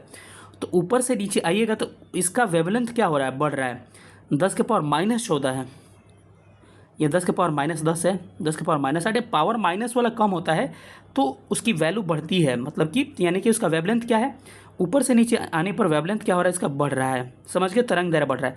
लेकिन ऊपर से नीचे आइएगा तो इसकी आवृत्ति जो होती है, फ्रीक्वेंसी जो होती है, ये क्या हो रही है, घट रही है। ये प्लस वाला पावर है, 20 हो गया, 18 हो गया, 16। तो इस कंसेप्ट को ध्यान रखिएगा, इसी से पूछा जाएगा कि इसमें किसकी वेवलेंथ क्या होती है। अब एनर्जी की बात करते हैं। एनर्जी जो होता है लैम्डा का इन्वर्सली प्रोपोर्शनल होता है। मैंने कहा energy inversely proportional to lambda, यानी कि तरंग दैर्घ्य जितना बढ़ेगा एनर्जी उतनी घटेगी। यहीं पे नहीं काम करेगा, जब कलर पढ़िएगा वहाँ पे भी काम करेगा ये। तो याद रखना कि साथियों के ऊपर से नीचे जब आती हो तो वेवलेंथ क्या होता है आपका, घटता है, बढ़ता है, वेवलेंथ बढ़ता है। देन ऊपर से सबसे कम है और सबसे ज़्यादा ऊपर है, ये कम हो रहा है, ये कम हो रहा है, ये कम हो रहा है, ये कम हो रहा है, नीचे और भी कम हो गया, एक पे आ गया, मतलब कम हो रहा है यानी कि बढ़ रहा है। तो ऊपर से नीचे आने पर वेवलेंथ बढ़ रहा है, वेवलेंथ बढ़ रहा है यानी कि एनर्जी घट रहा होगा, समझ रहे हो मेरी बातों को ना कि पावर माइनस वाला पावर घट रहा है इनके बढ़ रहा है, तो जब भी आपका वेवलेंथ क्या होगा, बढ़ेगा तो एनर्जी घटेगा। इसका मतलब यही हुआ 1/λ का मतलब यूनिवर्सली प्रोपोर्शनल, यानी कि व्युत्क्रमानुपाती का मतलब क्या होता है कि एक चीज़ बढ़ेगा दूसरा घटेगा। तो लेमडा बढ़ेगा तो एनर्जी घटेगी, लेमडा घटेगा एनर्जी बढ़ेगी। तो ऊपर से नीचे आ रहे हो तो क्या हो रहा है, लेमडा बढ़ रहा है तो एनर्जी क्या होगी, घटेगी, यानी कि नीचे वाले की एनर्जी सबसे कम होगी और सबसे ज़्यादा एनर्जी किसकी होगी, पहले की। तो जब भी ऑप्शन आए तो एनर्जी के लिए, वेवलेंथ के लिए आए तो ऊपर वाला क्या होगा, वेवलेंथ सबसे कम, नीचे आगे घट रहा है ना, बढ़ रहा है ना, उससे ज़्यादा वेवलेंथ किसका होगा, एक्स का, उससे ज़्यादा परावैंगिक का, उसके ज़्यादा दृश्य का, फिर अवरक्त का। वेवलेंथ की बात हो गई। लेकिन एनर्जी की बात करें ना साथियों, तो सबसे कम तरंग दैर्घ्य जिसका होगा, इन्वर्सली है तो सबसे कम तरंग दैर्घ्य जिसका, सबसे अधिक एनर्जी उसका। तो पूछा जाए कि निम्न में से एनर्जी सबसे ज़्यादा किसका, तो गामा किरणें का। सबसे कम तरंग दैर्घ्य किसका, गामा किरणें का। ठीक है, तो कम जिसका एनर्जी उसका तरंग दैर्घ्य ज़्यादा। तो अगर ऑप्शन गामा नहीं रहता है, अगर निम्न में से, तो याद रखिए ऊपर वाला जितना जितना लिस्ट में ऊपर रहेगा ना, कंपेयर करिएगा। मानिए ऑप्शन दे दिया आपको यहाँ से, ये 4 दे दिया, परावैंगनिक, एक्स, दृश्य और रक्त, कहेगा किसकी एनर्जी ज़्यादा है, तो इसमें ऊपर कौन है लिस्ट में, एक्स वाला है तो एक्स को टिक करिएगा। किसकी एनर्जी कम है तो नीचे वाले की एनर्जी कम। इसमें वेवलेंथ किसका ज़्यादा होगा, वेवलेंथ नीचे वाले का ज़्यादा होगा, या नीचे आने से बढ़ता है घटता है। और प्रश्न पूछा क्या था, प्रश्न था कि निम्नलिखित में से किसके पास उच्च ऊर्जा और छोटा तरंग दैर्घ्य होता है। और ऑप्शन था, मेरे पास क्वेश्चन दिख रहा है, ऑप्शन था परावैंगनिक, दृश्यमान विकिरण और अवरक्त विकिरण। तो इसमें कह रहा है कि उच्च ऊर्जा, तो उच्च ऊर्जा पहला ऑप्शन था परावैंगनिक। परावैंगनिक कहाँ भाई, ये है परावैंगनिक, 1 नंबर हो गया आपको। उसके बाद से क्या है, दृश्यमान, दृश्यमान उसके नीचे आ रहा है 2। उसके बाद से आ रहा है अवरक्त, अवरक्त कहाँ चला गया भाई, अवरक्त इसके नीचे आ गया 3। उसके बाद से अगला है उपयुक्त में से एक से अधिक। तो कह रहे किसकी उच्च ऊर्जा है, तो भाई जो ऊपर रहेगा उसी की ऊर्जा ना, ऊपर ऊर्जा ऊ। ठीक है, तो परावैंगनिक का क्या होगा, परावैंगनिक का ऊर्जा ज़्यादा होगा, और ऊर्जा ज़्यादा होगा तो तरंग दैर्घ्य क्या होगा, कम होगा। क्यों, क्योंकि इस जो ऑप्शन दिया है 3, इसमें सबसे ऊपर क्या है आपका, परावैंगनिक ही है। अब आइए क्वेश्चन को थोड़ा देखते हैं हम लोग। प्रश्न यही था कि निम्नलिखित में से किसके पास उच्च ऊर्जा और छोटा तरंग दैर्घ्य होता है, यानी कि एनर्जी क्या हो, ज़्यादा और लेमडा का कम हो। तो इसमें जाइएगा लिस्ट देखिएगा, तो सबसे अधिक किसका होगा, अल्ट्रा वायलेट का परावैंगनिक है, क्योंकि पहले परावैंगनिक होता है, परावैंगनिक पहले होता है, उसके बाद से दृश्यमान होता है, डी लिख रहा हूँ दृश्यमान को, उसके बाद से अवरक्त होता है। तो इसमें ऊपर कौन है, मैं कह रहा हूँ ऊपर ऊर्जा, ऊपर वाले का ऊर्जा ज़्यादा होगा, तो इसमें ऊपर परावैंगनिक है। अगर परावैंगनिक नहीं रहता, ऑप्शन में गामा और एक्स रहता, तो गामा का सबसे अधिक होता। ठीक है, तो ऑप्शन के हिसाब से इसका आंसर क्या होगा, ए हो जाएगा। मुझे लग रहा है कि आपको चीज़ें समझ में आ गई। बहुत मेहनत लगता है दोस्तों, इतना आसानी से कोई नहीं बता पाता इन चीज़ों को, इतना स्कैन करना, इतना PDF का जुगाड़ करना, उसके बाद मैं एक्सप्लेन कर पाता हूँ। चलिए अगले क्वेश्चन पर आते हैं। प्रश्न कह रहा है कि माता पिता से संतति लक्षणों पहुंचने की प्रक्रिया को क्या कहता है, आनुवंशिकता, जेनेटिक्स कहा जाता है। इसकी खोज मेंडल ने किया था, और मेंडल ने एक मटर के पौधे का प्रयोग किया था, पी का, सबको पता होना चाहिए। ठीक है, जीन का खोज जॉनसन ने किया था, जॉनसन ने जीन की खोज किया था। अगले क्वेश्चन पर आते हैं। कह रहा है कि ओम के नियम के सत्यापन के लिए ध्यान रखने वाली बातें, एमीटर को श्रेणी क्रम में और वोल्टमीटर को समानांतर क्रम में जोड़ना चाहिए। यही स्टेटमेंट आपका सही है, एमीटर को समानांतर क्रम में नहीं, एमीटर को श्रेणी क्रम में जोड़ा जाता है, और वोल्टमीटर को समानांतर में श्रेणी क्रम में नहीं। ठीक है, तो ये स्टेटमेंट ओम का स्टेटमेंट क्या है कि किसी में भौतिक परिस्थितियाँ क्या होगी, इक्वल होगी। भौतिक होती की याद मत रखना, अगर ताप वगैरह क्या होगा, समान होगा। अगर कोई तार लेके जाते हो, उसका टेम्परेचर वगैरह समान है, तो अगर V बढ़ेगा तो उसी अनुपात में क्या बढ़ेगा, उसका धारा भी बढ़ेगा, यानी कि I भी बढ़ेगा। सिंपल सा बात यही होता है। इससे निकल के V बराबर IR आता है, और इसी पे एक इक्वेशन पूछ दिया था कि R बराबर क्या होता है, VI। तो ओम का नियम यही होता है, ध्यान रखना। अगला प्रश्न कह रहा है कि लोहे के बुरादे में तनु हाइड्रोक्लोरिक अम्ल यानी कि HCl डालने पर क्या होता है, हाइड्रोजन गैस निकलता है और आयरन क्लोराइड बन जाता है। तो ऑप्शन क्या होगा, C करेक्ट हो जाएगा। अगले प्रश्न पर आते हैं कि बाढ़ को रोकने के लिए सबसे उत्तम विधि, चूँकि ये इन्वायरमेंट और चूँकि किसका चीज़ हो गया, आपको ज्योग्राफी का हो गया, लेकिन कोई बात नहीं है, इसको देख लेते हैं। क्या होगा, वनारोपण। वन की कटाई करेगा नहीं, ओवरग्रेजिंग करेगा नहीं, यानी कि वन लगाइएगा तो क्या होगा, बाढ़ रुकेगा। इसके अलावा हम लोग शोपानी खेती करते हैं, पहाड़ी खेती करते हैं। बाढ़ को रोकने की बात करें ना, बाढ़ को रोकने की, तो क्या हो जाएगा, वनारोपण करेंगे तो क्या होगा, जलवायु परिवर्तन नहीं होगा, वो जंगल थोड़े काटेंगे। तो क्या होगा, ऑप्शन इसका ए करेक्ट होने वाला है। चलिए अगले प्रश्न पर आते हैं। अगला प्रश्न कह रहा है कि खाने के डिब्बों पर जिंक के बजाय टीन की परत क्यों चढ़ाई जाती है। ठीक है, तो इसका कारण क्या है कि टीन के तुलना में जिंक क्या होता है, अधिक प्रतिक्रियाशील होता है। तो इसीलिए हम लोग खाने के डिब्बे में जिंक के बजाय टीन चढ़ाते हैं, क्योंकि टीन की तुलना में क्या होता है, जिंक ज़्यादा प्रतिक्रिया होगा, तो प्रतिक्रिया रिएक्शन करने की संभावनाएं ज़्यादा होगी, इसीलिए हम लोग इसको चढ़ाते हैं। ऑप्शन इसका बी करेक्ट हो जाएगा। अंडाशय द्वारा कौन सी कार्य किया जाता है? अंडाशय जो होता है महिलाओं की क्या होती है, जननांग होती है, उसका एक पार्ट होता है। तो अंडाशय द्वारा क्या क्या होता है? कह रहे हैं कि प्रोजेस्टेरॉन का स्त्रावण, बिल्कुल सही है। इसके अलावा कह रहा है कि डिंब का निर्माण, ये भी सही है। एस्ट्रोजन का स्त्राव, ये भी सही है, यानी कि उपयुक्त में से एक शादी जो है। अच्छा, टेस्टोस्टेरोन किसका है? टेस्टोस्टेरोन जो है आपका किसका? पुरुषों का क्या है? ये पुरुषों का हार्मोन है, इसको ध्यान रखिएगा। अगले प्रश्न पर चलते हैं। अगला प्रश्न कह रहा है कि इमली में कौन सा अम्ल पाया जाता है? तो इमली में कौन सा अम्ल पाया जाता है साथियों? इमली में टार्टरिक अम्ल पाया जाता है। इसके अलावा कुछ अम्लों की बात किया जाए जो कि आपको इसके एसिड बेस वाला, जिन्होंने चैप्टर मेरा नहीं देखा होगा एसिड बेस वाला, एक बार जाकर देख लीजिएगा, प्लेलिस्ट में होगा। साथियों कुछ बातें याद रखते हैं, जिसमें एसिड बेस वाला नहीं देखे होगे जाकर देख लीजिएगा। इमली में टार्टरिक होता है, सबको पता है, लेकिन कुछ और चीज़ें आपको ध्यान रखना पड़ेगा। अंगूर में भी क्या होता है? अंगूर में भी टार्टरिक होता है। लैक्टिक अम्ल किस में होता है? दूधों में, और खट्टे दूध और दही में लैक्टिक अम्ल पाया जाता है। मेथनोइक अम्ल पूछा जाता है, इसी को फार्मिक अम्ल कहते हैं। किसमें होता है? चींटियों का डंक और एक नेटाल होता है, नेटाल पौधा, उसमें पाया जाता है। क्या? फॉर्मिक, या फिर इसी को कहते हैं मेथनोइक एसिड कहा जाता है। अगर आपसे पूछा सिरका और अचार में कौन सी भाई? एसिटिक एसिड पाया जाता है। कौन सा? एसिटिक एसिड पाया जाता है। खट्टे पदार्थों में क्या पाया जाता है? आपका सिट्रिक एसिड, जैसे कि नींबू हो गया, संतरा हो गया, इसमें सिट्रिक एसिड पाया जाएगा। ठीक है। अगर पूछा जाए टमाटर में क्या पाया जाता है? ऑक्जेलिक अम्ल पाया जाता है। इसके अलावा आपसे पूछा जाए कि बिच्छू में भी मेथनोइक ही होगा। ठीक है। दुर्गंधयुक्त मक्खन में ब्यूटायरिक अम्ल, कौन सी? ब्यूटायरिक अम्ल। अगर कहा जाए सेव में आपका मैलिक अम्ल, सेव में पाया जाता है मैलिक अम्ल। थोड़ा सा इसको ध्यान रखिएगा, इंपॉर्टेंट है आपके एग्जाम के लिए। चलिए हम लोग थोड़ा सा आगे बढ़ते हैं और इस प्रश्न को देखते हैं। तो इसका आंसर टार्टरिक अम्ल था। अब अगले क्वेश्चन पर मूव करते हैं। अगला प्रश्न कह रहा है कि कोलीफार्म क्या है? क्लोरोफार्म नहीं है, क्लोरोफार्म CH3Cl होता है, वो कोलीफार्म दूसरा है, क्लोरोफार्म दूसरा है। तो कोलीफार्म क्या है?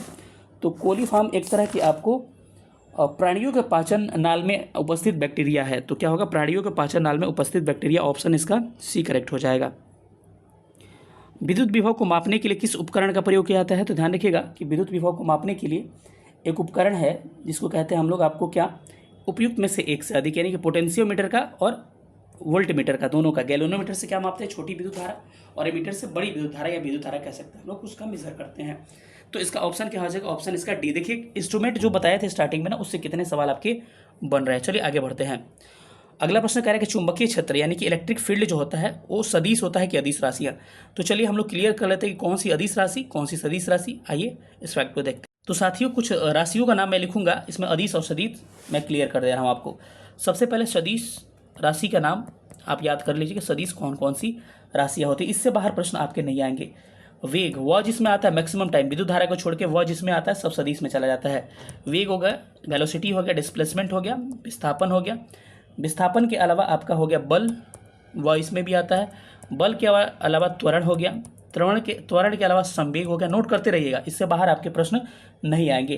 त्वरण हो गया, इसके अलावा आवेग हो गया, आवेग के बाद भार हो गया, भार इसमें आता है लेकिन द्रव्यमान उसमें चला जाता है। बल आघूर्ण हो गया। ये सब सदिश राशियाँ हैं। इसके अलावा विद्युत क्षेत्र, इलेक्ट्रिक फील्ड जिसको कहते हैं, विद्युत क्षेत्र भी क्या है? सदिश राशि है। इसके अलावा धारा घनत्व, करेंट डेंसिटी, धारा घनत्व भी क्या है? आपकी सदिश राशि है।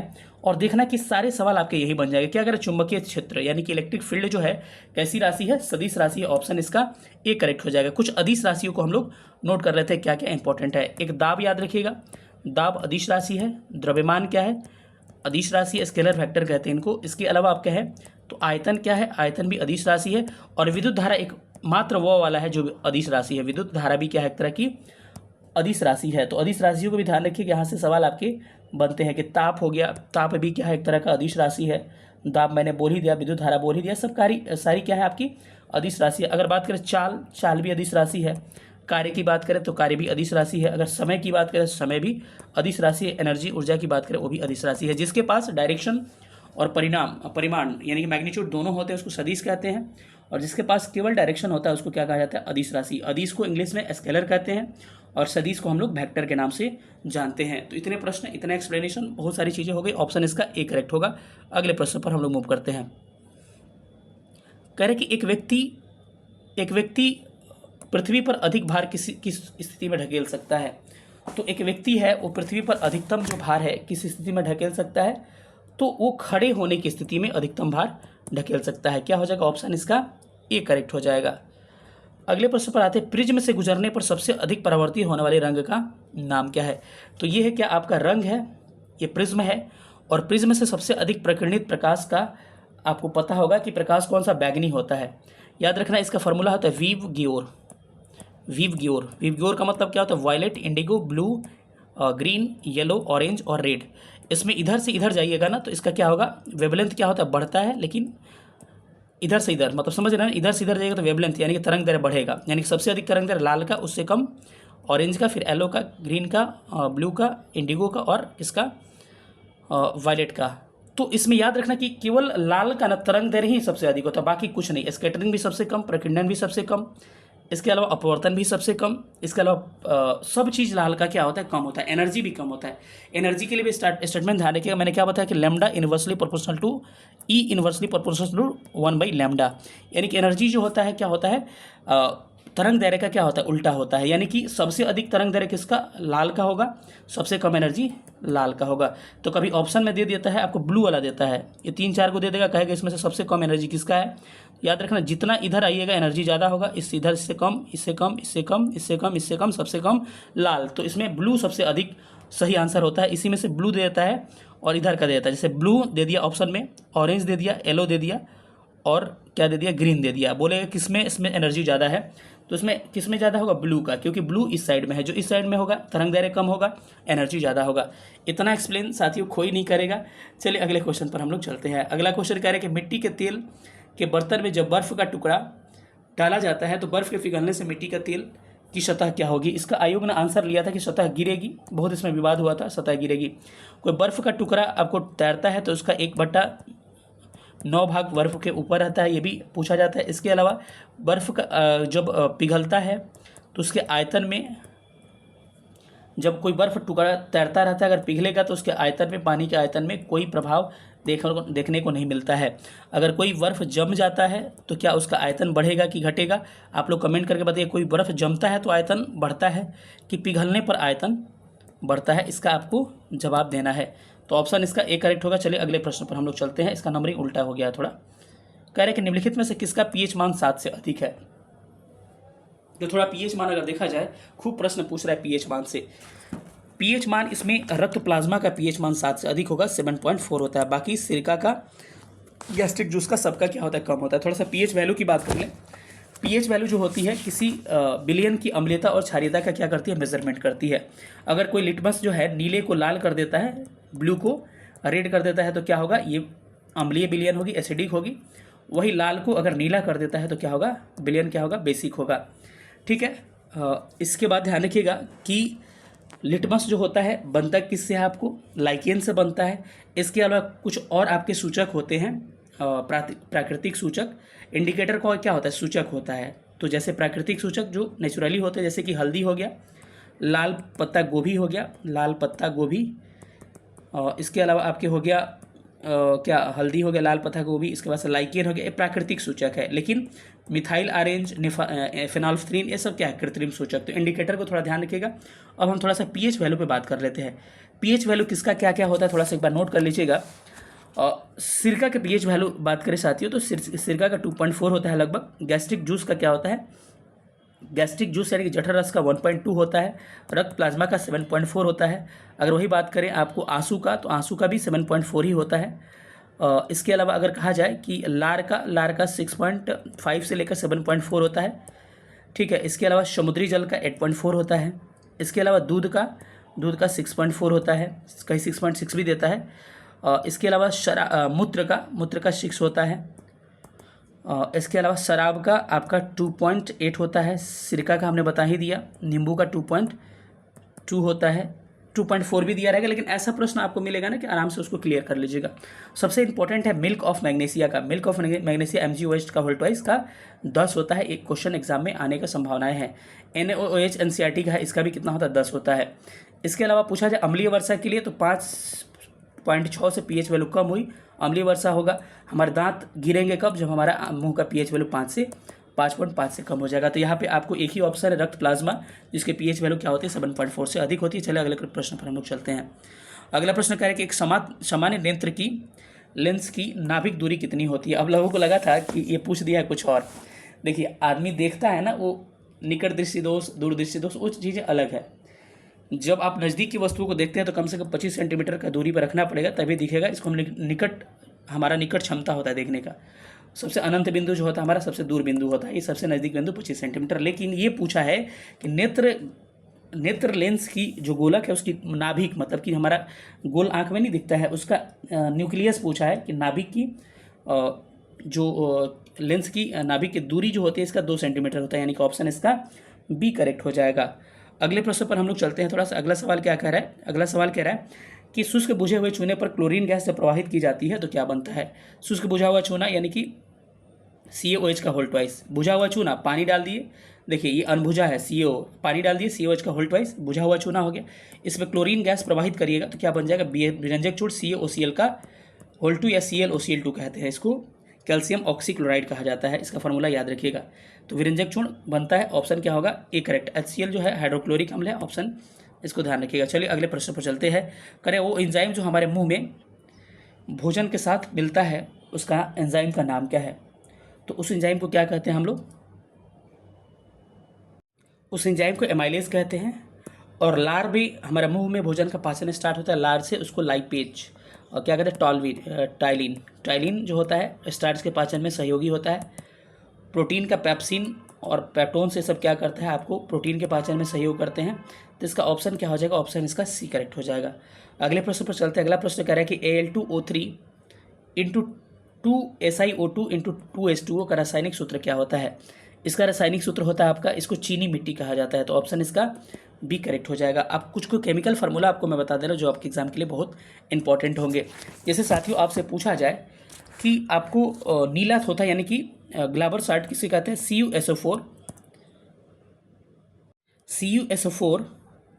CuSO4 into copper sulphate into 5H2 होगा, इसको क्या कहते हैं हम लोग? नीला थोथा कहते हैं। नोट करना है तो नोट कर सकते हैं। वही उजला थोथा क्या होता है? Zinc sulphate.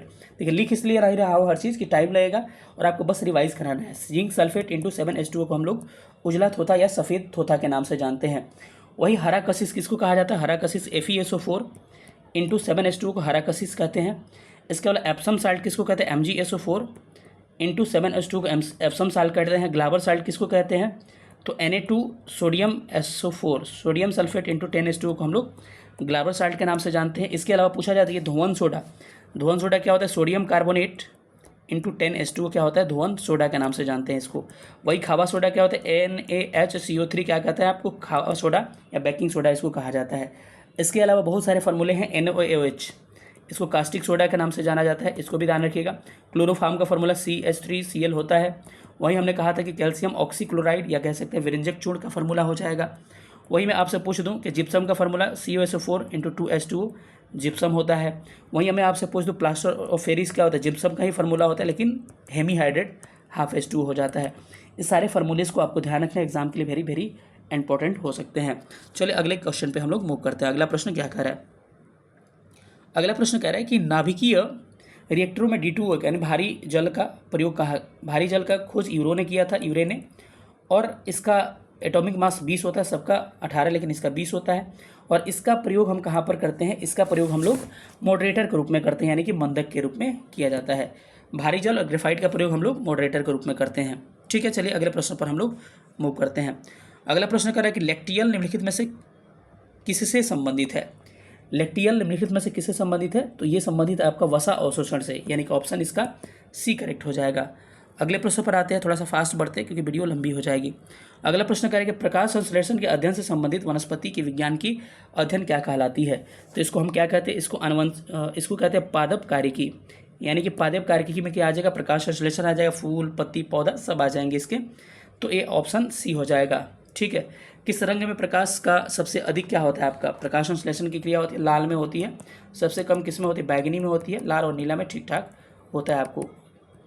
आपको पत्तियों में मैग्नीशियम पाया जाता है, सारे को ध्यान रखिएगा। अगले सवाल पर आते हैं। अगला सवाल करें कि एक पीढ़ी से दूसरे पीढ़ी में वंशगति के अध्ययन को हम लोग क्या कहते हैं? तो इसके अध्ययन को अनुवंशिकी कहते हैं। तो इसमें पिछले में भी पूछा था, देखिए ऑप्शन ए करेक्ट हो जाएगा। मेंडल इसकी खोज किया था। आगे कह रहा है कि लिग्यूमिनेसी पौधों की नाइट्रोजन स्थिरीकरण का वर्णक क्या होता है। इसका वर्णक होता है लेग हीमोग्लोबिन, यानी कि ऑप्शन इसका क्या हो जाएगा, ऑप्शन इसका बी करेक्ट हो जाएगा। जैसे कि नहीं होता है कि राइजोम वगैरह होता है, जैसे कि जो भी दलहनी फसलें होती है ना, उनके जड़ों में क्या होता है, नाइट्रोजन पाया जाता है, नाइट्रोजन फिक्सेशन करता है। इसीलिए कहते हैं कि धान, चावल, गेहूं जो भी होता है हम लोग लगाते हैं, उसके बाद एक दलहनी फसल लगा देना चाहिए ताकि नाइट्रोजन खेतों में भरपूर हो जाए। तो मटर हो गया, चना हो गया, अरहर हो गया, ये क्या है, नाइट्रोजनी फसल है और ये नाइट्रोजन फिक्सेशन करते हैं। चलिए अगले प्रश्न पर हम लोग मूव करते हैं। अगला प्रश्न कह रहा है कि किसी दिए हुए चालक की प्रतिरोधकता निर्भर करती है। किसी दिए हुए चालक की प्रतिरोधकता किस पर निर्भर करती है मेरे भाई, तो वो निर्भर करती है आपको उसके, ये बड़ा इंपॉर्टेंट प्रश्न है कि किसी दिए हुए चालक की कंडक्टर का प्रतिरोधकता निर्भर करती है किस पे, तापमान पे। यानी कि तापमान अगर बढ़ेगा तो प्रतिरोध क्या होगा, वो भी बढ़ेगा, जिसके कारण क्या होता है कि जो कंडक्टर होता है, चालक जो होता है, वो उसकी चालकता कम हो जाती है। क्या होती है, चालकता कम हो जाती है। यानी कि कहा जाए कि किसी में टेम्परेचर बढ़ाइएगा, किसी कंडक्टर में, यानी कि किसी विद्युत धारा प्रवाहित हो रही है तो प्रतिरोध बढ़ेगा। प्रतिरोध मतलब विरोध बढ़ेगा उसका, ठीक है, विरोध बढ़ेगा तो विद्युत धारा क्या होगी, कम होगी। लेकिन सेमीकंडक्टर, यानी कि सेमीकंडक्टर में क्या होता है, उल्टा होता है। उसमें क्या होता है कि आप टेम्परेचर बढ़ाइएगा तो क्या होगा, आपका तापमान अगर बढ़ाइएगा, टेम्परेचर अगर इंक्रीज करते हैं तो प्रतिरोधकता क्या होगी, वो इंक्रीज कर जाएगी। यानी कि क्या मैंने कहा कि अगर टेम्परेचर बढ़ाइएगा तो क्या होगा, उसमें प्रतिरोधकता क्या हो जाएगी, घट जाएगी। यानी कि टेम्परेचर बढ़ने पे और प्रतिरोधकता घटेगी तो विद्युत धारा क्या हो जाएगी, बढ़ जाएगी। तो सेमीकंडक्टर में उल्टा होता है कि प्रतिरोध बढ़ेगा और तापमान बढ़ेगा तो उसमें प्रतिरोध क्या हो जाएगा, घट जाएगा। जब प्रतिरोध घटेगा आर, टेम्परेचर बढ़ेगा, आर घटेगा तो क्या होगा, विद्युत धारा बढ़ जाएगा कि नहीं, इलेक्ट्रिसिटी बढ़ जाएगी। तो इसका चालक के लिए तो ऑप्शन ए हो गया, तापमान। चलिए अगले क्वेश्चन पर चलते हैं। अगला प्रश्न कह रहा है कि किसी दिए गए समय अंतराल में एक कण की वेग समय ग्राफ की क्षेत्र की प्रकृति क्या होती है। तो इसकी जो प्रकृति होती है, याद रखिएगा, विस्थापन। यानी किसी समय अंतराल में एक वेग समय ग्राफ जो आता है, वेग समय ग्राफ कहें तो अगर ऐसे हम लोग यहाँ वेलोसिटी को ड्रॉ कर लें, यहाँ समय को, तो इससे क्या निकल के सामने आता है, यहाँ पर एक ग्राफ बनेगा, इससे विस्थापन यानी कि डिस्प्लेसमेंट निकल के सामने आता है। तो इसका ऑप्शन क्या होगा, ऑप्शन ए करेक्ट हो जाएगा। अगले प्रश्न पर आते हैं कि परमाणु का नाभिक धनात्मक होता है। धनात्मक इसलिए होता है कि परमाणु के नाभिक में क्या होते हैं, नाभिक में होते हैं आपके प्रोटॉन प्लस न्यूट्रॉन। तो न्यूट्रॉन तो चार्जलेस होता है लेकिन प्रोटॉन पॉजिटिव होता है, इसीलिए जो कक्षाओं में क्या होते हैं, इलेक्ट्रॉन होते हैं और इलेक्ट्रॉन क्या होते हैं, नेगेटिव चार्ज होता है इसमें। तो ये क्या होता है, विद्युत के आपके क्या होते हैं, ये निगेटिविटी आती है। तो किसके कारण भाई, प्रोटॉनों की उपस्थिति के कारण क्या होता है, परमाणु क्या होते हैं आपके धनात्मक होते हैं, ठीक है। परमाणु भार क्या होता है, परमाणु द्रव्यमान जो होता है, प्रोटॉन और न्यूट्रॉन को मिला दीजिएगा इसकी संख्या, तो क्या निकल के आएगी, परमाणु द्रव्यमान यानी परमाणु भार निकल के आ जाएगा। Electron is equal to proton होता है, जितना इलेक्ट्रॉन उतना प्रोटॉन, उतना ही क्या होगा, परमाणु संख्या हो जाती है आपकी, ठीक है। न्यूमेरिकल का भी मौका मिलेगा, हाँ मौका क्या, जिसने नहीं देखा होगा परमाणु संरचना हमारा वीडियो पड़ा हुआ है, जाकर देख लीजिए, एक क्वेश्चन फिक्स रहेगा बीपीएससी का, वहाँ से आएगा ही, ठीक है। अगर बात किया जाए कि प्रोटॉनों की खोज किसने किया था, तो इलेक्ट्रॉन की खोज जे थॉमसन ने किया था, वही प्रोटॉन की खोज रदरफोर्ड ने किया था, ऑप्शन में रहे तो गोल्डस्टीन ले सकते हैं आपको। वही इसका न्यूट्रॉन की खोज किसने किया था, चैडविक ने किया था, जेम्स चैडविक ने, इसका नाम थोड़ा सा ध्यान रखिएगा, ठीक है। 1932 में इसका खोज किया जाता है। अगर बात किया जाए आपको एंडरसन किसका खोज किया था, एंडरसन ने खोज किया था आपका पोजिट्रॉन का। तो सारी बातें ध्यान रखिएगा, इनका आवेश वगैरह भी ध्यान रखिएगा, इलेक्ट्रॉन पे नेगेटिव, प्रोटॉन पे पॉजिटिव और न्यूट्रॉन पे चार्जलेस होता है। अब अगले प्रश्न पर थोड़ा हम लोग चलते हैं। अगला प्रश्न क्या कह रहा है, अगला प्रश्न कह रहा है निम्नलिखित में से कौन सा वोल्टेज का प्रतिनिधि करता है। तो वोल्टेज का प्रतिनिधि कौन करेगा भाई, यहाँ से अगर फार्मूला आप बैठाते हैं, थोड़ा सा ध्यान से इसको बनाइएगा, क्वेश्चन अच्छा है। तो फार्मूला अगर बैठाते हैं तो किया गया कार्य यानी वर्क डन बट्टा धारा यानी कि आई और गुणे टाइम, तो इससे आपको निकल के किया गया कार्य धारा बट्टा टाइम जो होता है, आपको क्या निकल के आता है, विद्युत धारा। इसको सॉल्व करिएगा तो आपको आएगा आई स्क्वायर आर, यहाँ से निकल के आएगा।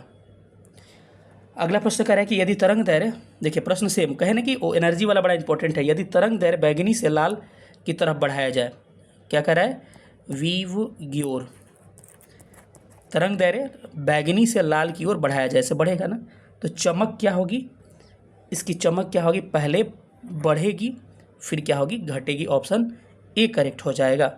चलिए साथियों अगले प्रश्न पर आते हैं। यदि कह रहा है कि यदि प्रकाश एक सीधी रेखा में चलते चलते एक लघु किंतु स्थिर कोण से मुड़ जाती है, तो इस घटना को क्या कहते हैं? इस घटना को हम लोग कहते हैं प्रकाश का, इसको प्रकाश का क्या कहा जाता है? प्रकाश का अपवर्तन। जैसे कि जब कोई प्रकाश अगर विरल माध्यम से सघन माध्यम की ओर आती है तो ये क्या करती है? अपने विरल माध्यम से सघन माध्यम की तरफ आएगी, माने कि माध्यम विरल है और ये क्या है? डेंसर है, रेरर डेंसर है, विरल और ये सघन माध्यम है। तो जब आएगी तो अपने अभिलंब की तरफ क्या होती है? मुड़ जाती है। लेकिन वहीं अगर विरल माध्यम से सघन माध्यम में जाएगी, अभिलंब से दूर, सघन माध्यम से विरल में अभिलंब से दूर भाग जाएगी। तो इसके बाद में आप समझ गए होंगे। व्यक्तिकरण की घटना में आपको ऑलरेडी समझा चुका हूँ कि जो रोड पे तेल वगैरह गिरते हैं, जो चमकता है, वो घटना है व्यक्तिकरण की घटना होती है, ऑलरेडी मैं समझा चुका हूँ। चलिए, जिन्होंने लाइट वाला वीडियो नहीं देखा होगा, हम डाल देंगे लाइट का एक वीडियो, थोड़ा सा देख लीजिएगा, इंपॉर्टेंट है आपके लिए। अच्छा, किसका ध्रुवण होता है? प्रकाश तरंग का ध्रुवण होता है कि ध्वनि का ध्रुवण होता है? आप इसको कमेंट करके बताइएगा, इंपॉर्टेंट है।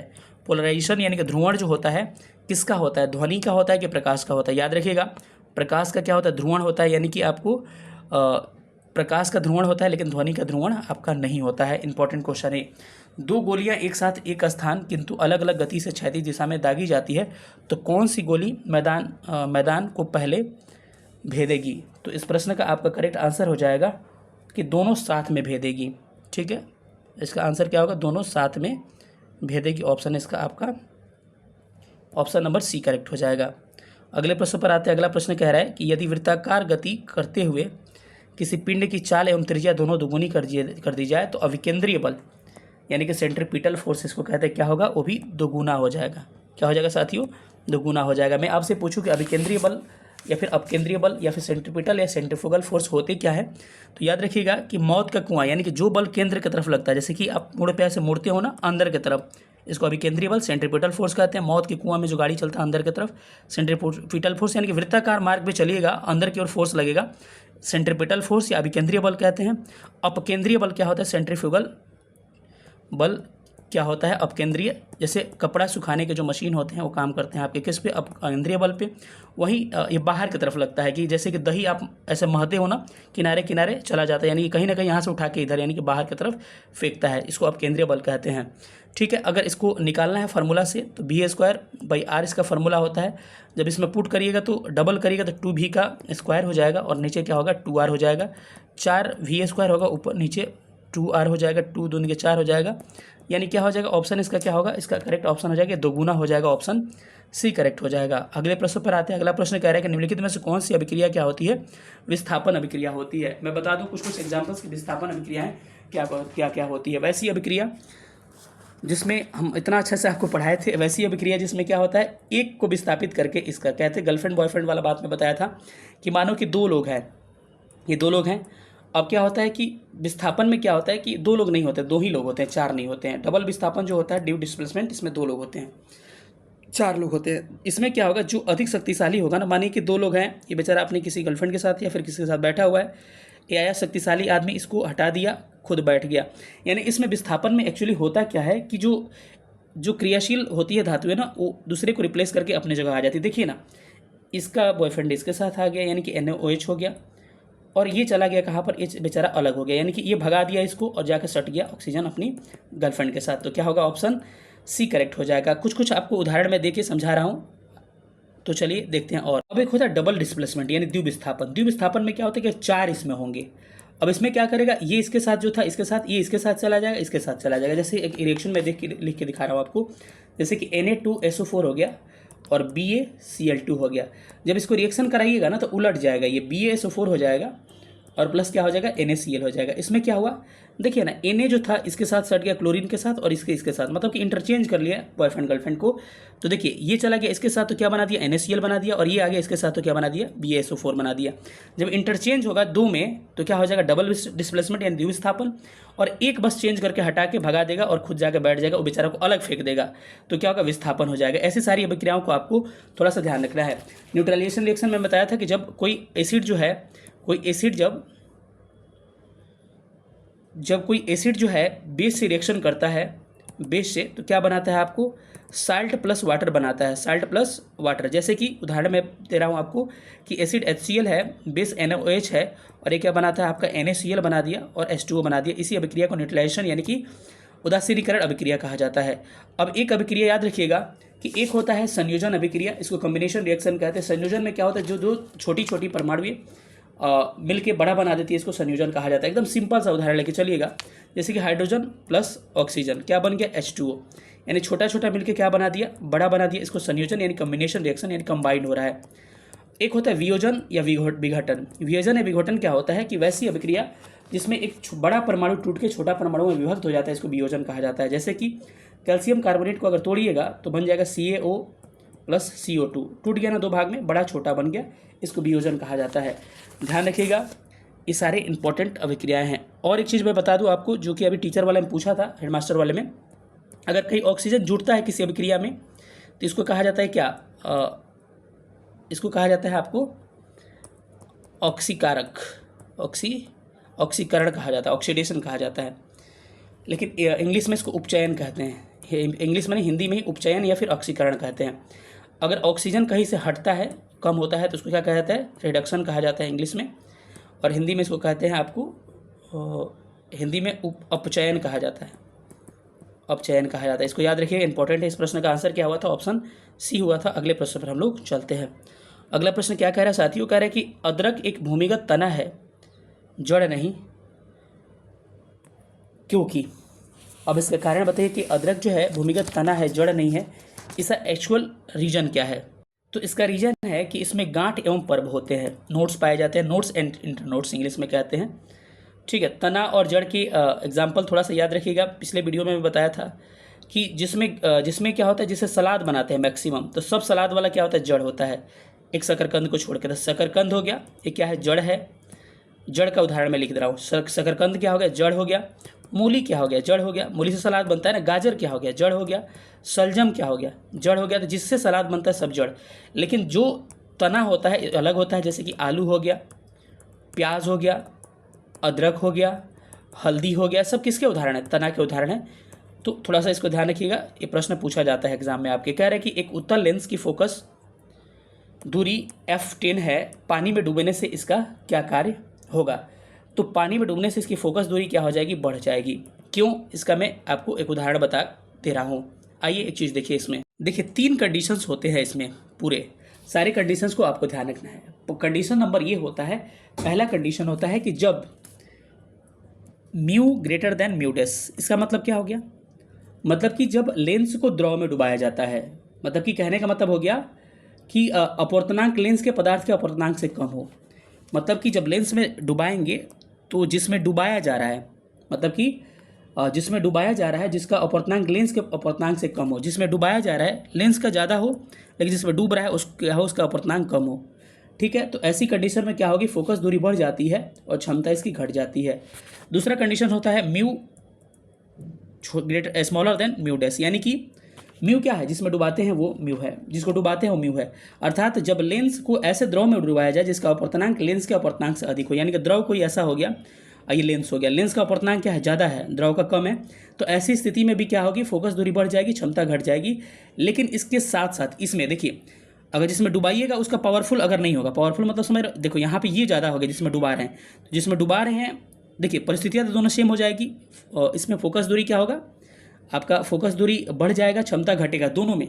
लेकिन अगर डुबाने वाले में, जिसमें डुबा रहे हैं, अगर लेंस से अगर ज़्यादा हो गया तो क्या हो जाएगा, प्रकृति ही लेंस का बदल जाएगा, और क्या होगा, उत्तल लेंस अवतल लेंस की तरह और अवतल लेंस उत्तल लेंस की तरह व्यवहार करने लगता है।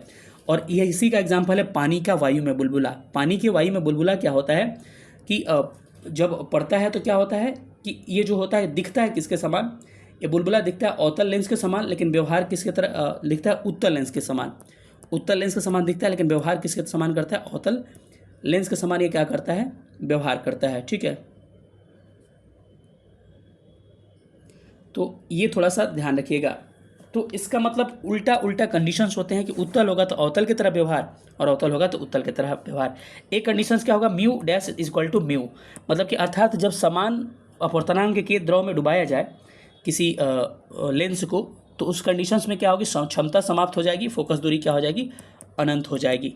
ठीक है, तो ये इंपॉर्टेंट कंडीशन है, ध्यान रखिएगा। कुछ अपूर्णांक को आप नोट कर सकते हैं, आपके एग्जाम के लिए इंपॉर्टेंट हो सकता है। अपूर्णांक क्या होता है, ये लाइट वाले चैप्टर में हम आपको बता देंगे। जल का अपूर्णांक कितना होता है, जल का 1.33 होता है। वही बर्फ का जल से कम होता है, 1.31 होता है। वायु का क्या होता है, वायु का 1.003 होता है। वही क्राउन कांच का क्या होता है, क्राउन कांच का आपका क्या होता है, 1.52 होता है। हीरा का क्या होता है, हीरा का आपका 2.42 होता है। तो इस सारे अपूर्णांक आप याद रखिएगा। इसको अगले प्रश्न पर चलते हैं। अब यहाँ इस कंडीशन में यही हो रहा था, चलिए जो प्रश्न हम थ्योरी बताए ना, यही हो रहा था। इसमें क्या था कि जब एक उत्तल लेंस को, जिसकी फोकस दूरी कितनी है, 10 दे रखी थी, पानी में डुबाने पर क्या कार्य होगा। तो पानी में जब डुबाएंगे तो इसमें क्या होगा, इसकी फोकस दूरी क्या हो जाएगी, 10 से बढ़ जाएगी। रीज़न क्या है कि इससे ज़्यादा अपूर्णांक वाले चीज़ों में डुबाएंगे जब, तो इसकी फोकस दूरी क्या हो जाएगी, बढ़ जाएगी। तो ऑप्शन इसका सी करेक्ट हो जाएगा। अगले प्रश्न पर आते हैं। कह रहा है कि हालांकि दृश्य प्रकाश में जल प्रदर्शक होता है, दूरस्थ वस्तु को जल की महीन बूंदों से निर्मित कुहारे नहीं देख सकते हैं, इसीलिए क्योंकि। इसका आंसर क्या होगा, सब लोग कमेंट करके बताइए। इसका आंसर होगा कि अधिकतर प्रकाश बिखरकर आभासी और अस्पष्ट हो जाते हैं, यानी कि प्रकाश बिखरने से वो थोड़ा सा कम दिखाई देते हैं। इसका आंसर इसीलिए आपका ये वाला हो जाएगा। चलिए अगले प्रश्न पर चलते हैं। अगला प्रश्न कह रहा है कि एक वर्णीय प्रकाश एक माध्यम से दूसरे माध्यम में प्रवेश करता है तो कौन सा गुण नहीं बदलता है। तो याद रखिए, आवृत्ति कभी नहीं बदलती है, बाकी आयाम, वेग, सब कुछ, अपूर्णांक वगैरह सब कुछ बदल जाता है। इंपॉर्टेंट प्रश्न है। मानो आँख की वस्तु प्रतिबिंब पर बनता है, कहाँ पर बनता है, रेटिना पर बनता है। रेटिना पर वास्तविक बनेगा, उल्टा बनेगा, और वस्तु से क्या बनेगा, छोटा बनेगा। इसको थोड़ा सा याद रखिएगा। ठीक है, अगर समतल दर्पण में हमको प्रतिबिंब बनाना है और पूरा प्रतिबिंब देखना है तो हमारा जो हाइट होगा उसके आधा कम से कम मिरर का हाइट होना चाहिए। अगर मेरा हाइट कितना है, अगर 150 सेंटीमीटर है तो मिरर का कम से कम 75 मीटर या सेंटीमीटर होना चाहिए। चलिए अगले प्रश्न पर आते हैं। ध्वनि तरंगों का सबसे तीव्रतम वेग किसमें होता है। ध्वनि तरंगों का सबसे तेज जो वेग होता है किसमें होता है मेरे भाई, तो याद रखिएगा सबसे तेज आपको ठोस में चलती है, सबसे सॉलिड में तेज, उसके बाद से लिक्विड में तेज, उसके बाद से गैस में तेज चलती है। तो इसका थोड़ा सा, यानी तीनों माध्यम में ध्वनि चलती है वही, और निर्वात में लेकिन ध्वनि नहीं चलती है। ध्वनि को चलने के लिए माध्यम की आवश्यकता होती है, लेकिन प्रकाश के लिए किसी माध्यम की आवश्यकता नहीं होती है। प्रकाश जो है निर्वात में भी चल सकता है। अगला प्रश्न करें, संवहन द्वारा ऊष्मा का स्थानांतरण हो सकता है। चलिए इसको थोड़ा सा ध्यान से याद रखना साथियों। ऊष्मा का स्थानांतरण मतलब कि हीट एक जगह से दूसरे जगह 3 कारणों से जाती है। 3 इसकी घटनाएं होती है। एक को कहते हैं चालन। चालन का मतलब क्या, कंडक्शन। कंडक्शन मुख्यतः ठोसों में होता है। किसमें, ठोस में। जैसे कि एग्जाम्पल मैं दे रहा हूँ कि लोहा का रड देखना कि गर्म करना, देखना कि हाथ भी जलने लगेगा, मतलब उस साइड से सीधे इस साइड गर्म हो जाएगा। इसका मतलब क्या हो गया, इसमें ऊष्मा का जो स्थानांतरण होता है एक स्थान से दूसरे स्थान तक पदार्थ के कणों के अपने स्थान पर परिवर्तन किए बिना होता है। ठीक है, परिवर्तन किए बिना होता है, यानी कि ये रॉड है, ये थोड़े यहाँ से उड़ के यहाँ तक चला जाता है हीट आपको, नहीं इसको गर्म करेंगे, इसको गर्म करेंगे। कलछा नहीं रखते, कलछा रखते हैं सब्जी में, तो यहाँ गर्म होता है सीधे यहाँ आ जाता है। तो ठोसों में होता है, ये याद रखिएगा। इसके कणों का स्थानांतरण नहीं होते हैं। दूसरे को कहते हैं संवहन। संवहन क्या होती है, इंग्लिश में इसको कन्वेक्शन कहा जाता है। इसमें क्या होता है, ऊष्मा का स्थानांतरण कणों के स्थानांतरण के द्वारा होती है। जैसे कि देखना कि वायुमंडल जब गर्म होती है तो ऊपर का वायु, नीचे का वायु गर्म होगा, ऊपर आके ऊपर चला जाएगा, ऊपर जाएगा, फिर नीचे दूसरी वायु आएगी, फिर ये गर्म करके ऊपर चली जाएगी। यानी कि इसका कणों का स्थानांतरण होता है, और स्थानांतरण से क्या होता है, संवहनीय धाराएं चलती है।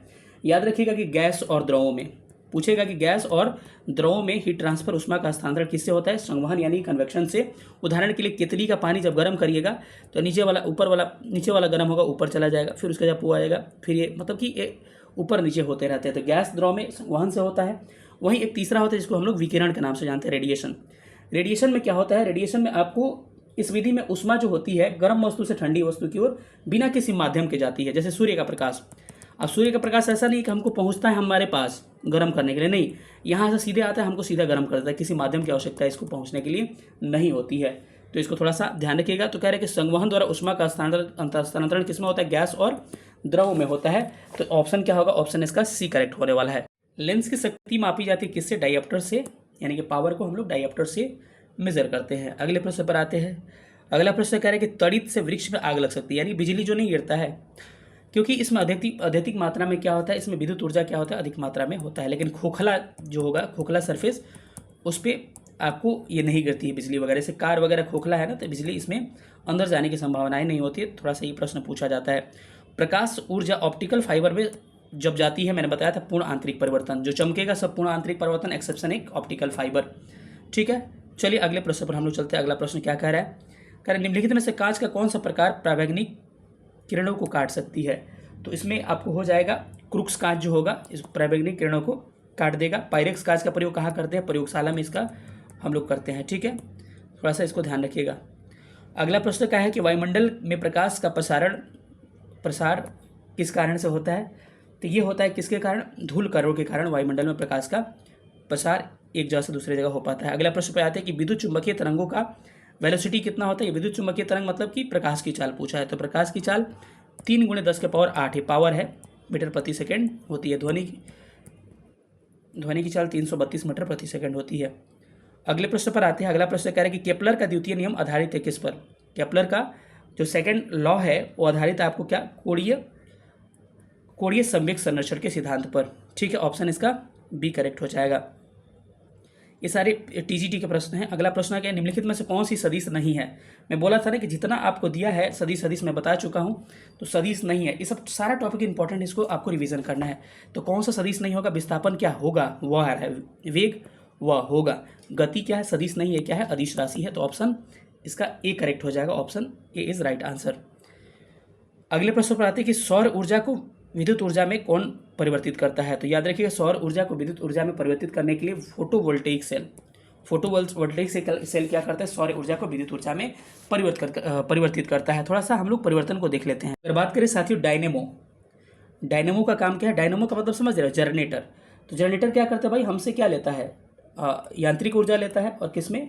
विद्युत ऊर्जा में कन्वर्ट करता है। तो डायनेमो क्या करेगा? डायनेमो यांत्रिक ऊर्जा को मैकेनिकल एनर्जी को आपको विद्युत ऊर्जा में, मैकेनिकल को किस में? इलेक्ट्रिक एनर्जी में कन्वर्ट करेगा। वही मोटर की बात करें तो मोटर हमसे क्या लेता है? इलेक्ट्रिसिटी लेता है, यानी विद्युत ऊर्जा को, और देता है क्या? पानी क्या है? मैकेनिकल एनर्जी, यांत्रिक ऊर्जा है। इसके अलावा आपसे पूछा जाए कि मोमबत्ती क्या करता है? रासायनिक ऊर्जा को जल के प्रकाश ऊर्जा और किस में? ऊष्मा ऊर्जा में कन्वर्ट होता है। माइक्रोफोन हम लोग बोलते हैं क्या होता है? ध्वनि लेता है, विद्युत में कन्वर्ट करता है। आपको हम पढ़ा रहे हैं तो हमसे ध्वनि ले रहा है, लेकिन विद्युत ऊर्जा में आपको सुना रहा है। यानी कि क्या करेगा? माइक्रोफोन ध्वनि ऊर्जा को किस में कन्वर्ट करेगा? ध्वनि ऊर्जा को आपको विद्युत ऊर्जा में कन्वर्ट करेगा। लाउड स्पीकर क्या होता है भाई? विद्युत लेता है और बजने लगता है, यानी कि विद्युत ऊर्जा को ध्वनि ऊर्जा में कन्वर्ट करता है। थोड़ा सा अंतर स्पष्ट कर लीजिए दोनों में। थोड़ा फास्ट इसलिए चल रहे हैं क्योंकि थोड़ा सा टाइम ज़्यादा हो जाएगा।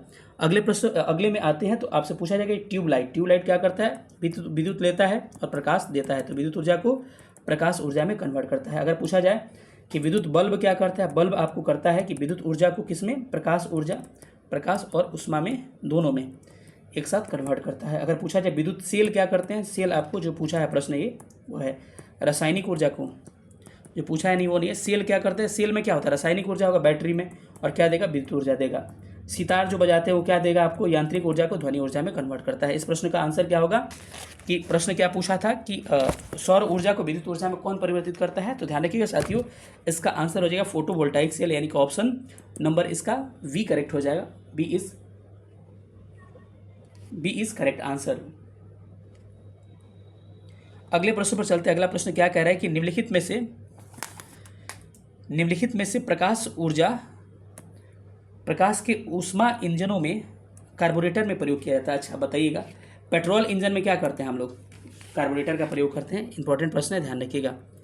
ठीक है, निम्नलिखित में से किस क्रिया से नए चुंबकीय ध्रुव नहीं बनेंगे? तो इसमें इसका आंसर क्या हो जाएगा? वो क्रिया कौन सी हो जाएगी?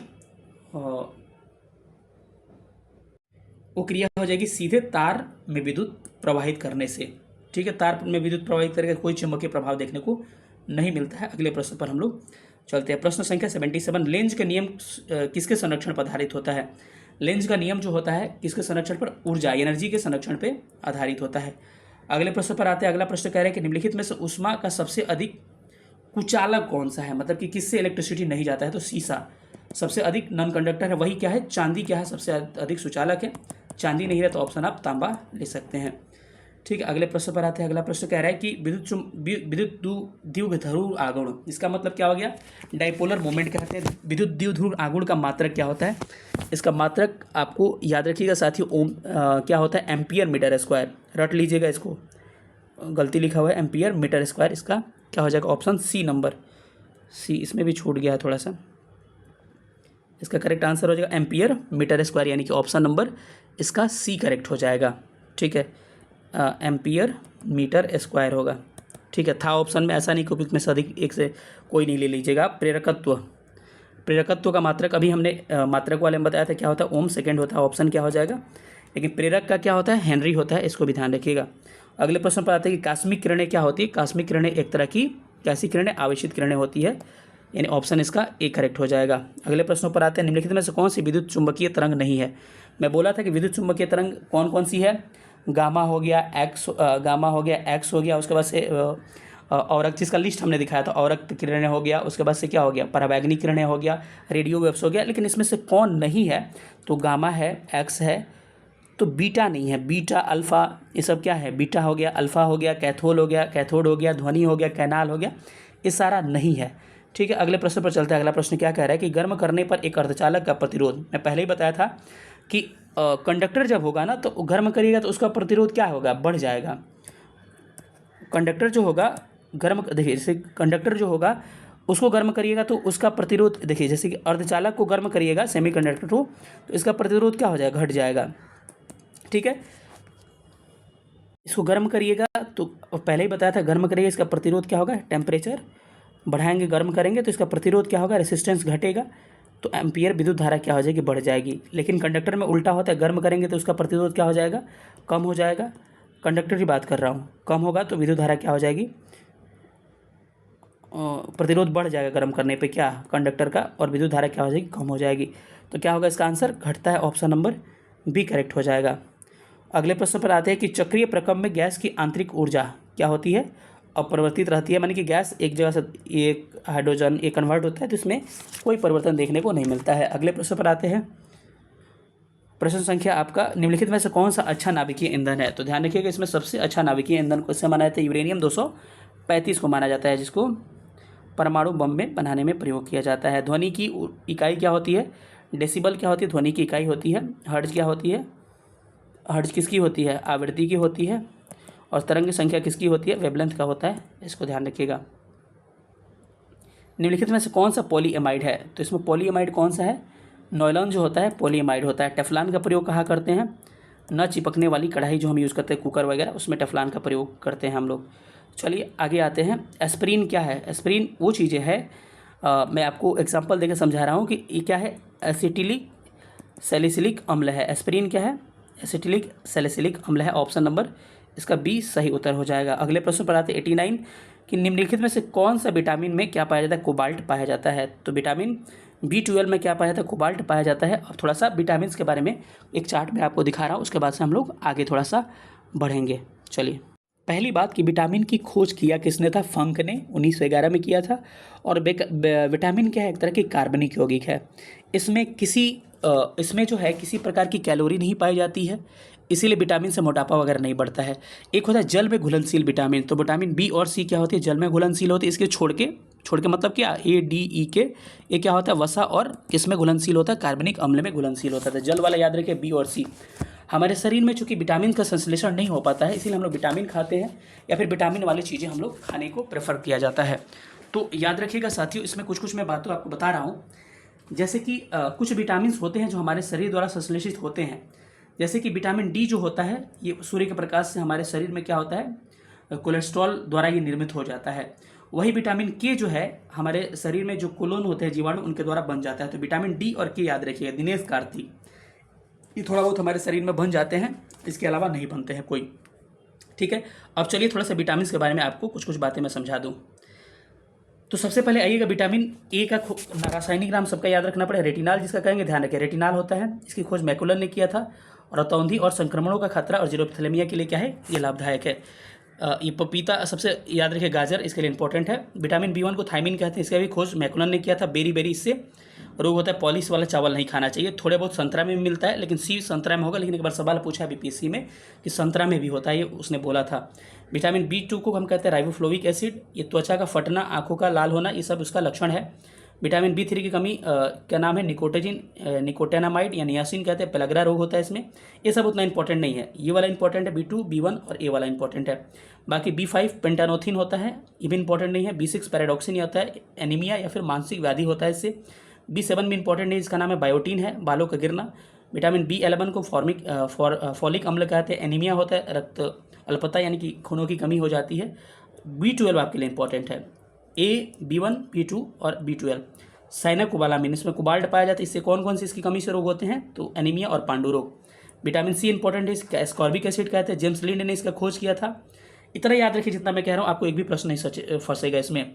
और स्कर्वी रोग यानी मसूड़े से फुनना, खून आना, और इस किससे दूर होता है, सबसे अधिक आंवला खाते हैं, खट्टे पदार्थ खाते हैं तो दूर होता है। विटामिन D को कैल्सीफेरॉल कहते हैं। सी डी ऐसे याद रखिए, कैल्सीफेरॉल D।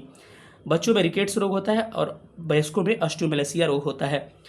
यही इसकी खोज हॉपकिंस ने किया है। अब एक बार पूछा बीपीएससी में, देखिए लिख दिया है ऑर्गी कैल्सीफेरॉल, याद रखिए ऑर्गी कैल्सीफेरॉल जो होता है ये विटामिन D2 को कहते हैं। D1 D2 भी डिवाइड किया गया है 3 भागों में, तो D2 ऑर्गी कैल्सीफेरॉल और D3 क्या है, कोली कैल्सीफेरॉल।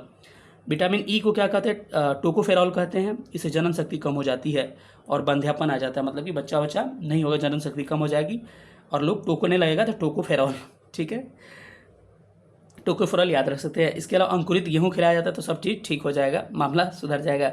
विटामिन K को फिलोक्रेनिन कहा जाता है, रक्त का थक्का बनना, इसका क्या है, इसमें काम करता है। तो इतना बातें आपको विटामिन से ध्यान रखना है। चलिए अब आगे बढ़ते हैं। यही था साथियों, कह रहे निम्नलिखित में से किस विटामिन में कोबाल्ट पाया जाता है, B12 में पाया जाता है। और B1 का नाम क्या है, B1 का नाम है आपका थायमिन। इससे बेरी रोग होता है, सबको पता है। चलिए अगले प्रश्न पर हम लोग मूव करते हैं। अगला प्रश्न कह रहे हैं डेंगू बुखार में निम्नलिखित में किस मच्छर के काटने से होता है। डेंगू बुखार जो होता है आपको एडीज मच्छर के काटने से होता है। ऑप्शन क्या होगा, ऑप्शन B करेक्ट हो जाएगा। अगले प्रश्न पर चलते हैं। अगला प्रश्न क्या कह रहा है, कह रहा है कि निम्नलिखित में से कौन सी हरितगृह गैस है। थोड़ा सा आपको बीमारी वाला दिखा दे, क्या थोड़ा सा दिखा दे रहे, आपका कंसेप्ट क्लियर हो जाए। ये साथियों कुछ बीमारियों को देख लेते हैं कि जो वायरस से होते हैं। एड्स जो होता है वायरस से होता है, रेट्रो वायरस से। डेंगू जो होता है प्लेटलेट्स की कमी हो जाती है। पीलिया दूषित भोजन जल से होता है। सॉल्क सेविन ने पोलियो की खोज की थी, पोलियो, ठीक है। इन्फ्लुएंजा जो होता है, वेरियोला क्या होता है, वेरियोला चेचक, स्मॉल पॉक्स कहते हैं छोटी माता, चिकन पॉक्स, वेरिसोला। इसके अलावा गलसोद, आप इसको याद कर लीजिए क्योंकि स्क्रीनशॉट भी ले सकते हैं, हर चीज़ इसमें मेरा लिखा हुआ है, जो बचा हुआ है आपको पेन से लिख दिया हूँ। खसरा मिजल्स कहते हैं इसको, मोरबिली वायरस से होता है। ट्रेकोमा आंखों की बीमारी। हेपेटाइटिस पीलिया यकृत प्रभावित होगा, हेप्टा DNA B। रेपीज जो होता है हाइड्रोफोबिया कहते हैं, रेबीज को। तंत्रिका तंत्र नर्वस सिस्टम प्रभावित होगा, पहले बता चुके हैं, टीपोरेको। मेनिंजाइटिस मस्तिष्क की बीमारी है, पूछता है। हर्पीज जो है त्वचा की बीमारी है। कोविड-19 गला फेफड़ा की बीमारी है, इसको सार्क कोविड-2 कहते हैं। एड्स का full form acquired immuno deficiency syndrome होता है। तो ये सब इंपॉर्टेंट प्रश्न है। और देखिए टाइगर मच्छर के काटने से पित्त ज्वर, डेंगू, चिकनगुनिया, जीका होता है। जल जनित रोग मैं बता चुका हूँ कि हैजा, पीलिया, जूंडिस, ये सब किससे, टाइफाइड, आपको जल जनित रोग है। चलिए थोड़ा सा अब आगे आपको मैं दिखा दे रहा हूँ। ये बीमारी देखिएगा आप, तो टिटनेस। अब पूछेगा कौन सा वायरस से होता है, कौन बैक्टीरिया से, ये याद रखिए। टिटनेस से होता है तंत्रिका तंत्र प्रभावित होगा। कोलेस्ट्रीडियम टिटनी याद रखिएगा। हैजा जिसको कालरा कहते हैं, आंत प्रभावित होगा, विब्रियो कालरा। टाइफाइड आंत ज्वर है, सैल्मोनेला टाइफाइडी। 6 टीबी जो होता है फेफड़ा, BCG का दिया जाता है टीका। माइकोट्यूबरक्लोसिस इससे होता है। आगे आपको डिप्थीरिया श्वास नली प्रभावित होगा। कोरोनी बैक्टीरियम प्लेग जो होगा, काली खांसी, स्वतंत्र निमोनिया फेफड़ा, कोढ़ जो होगा तंत्रिका तंत्र, गिनोरिया, सिफिलिस और ये पैप्टिक अल्सर, ठीक है।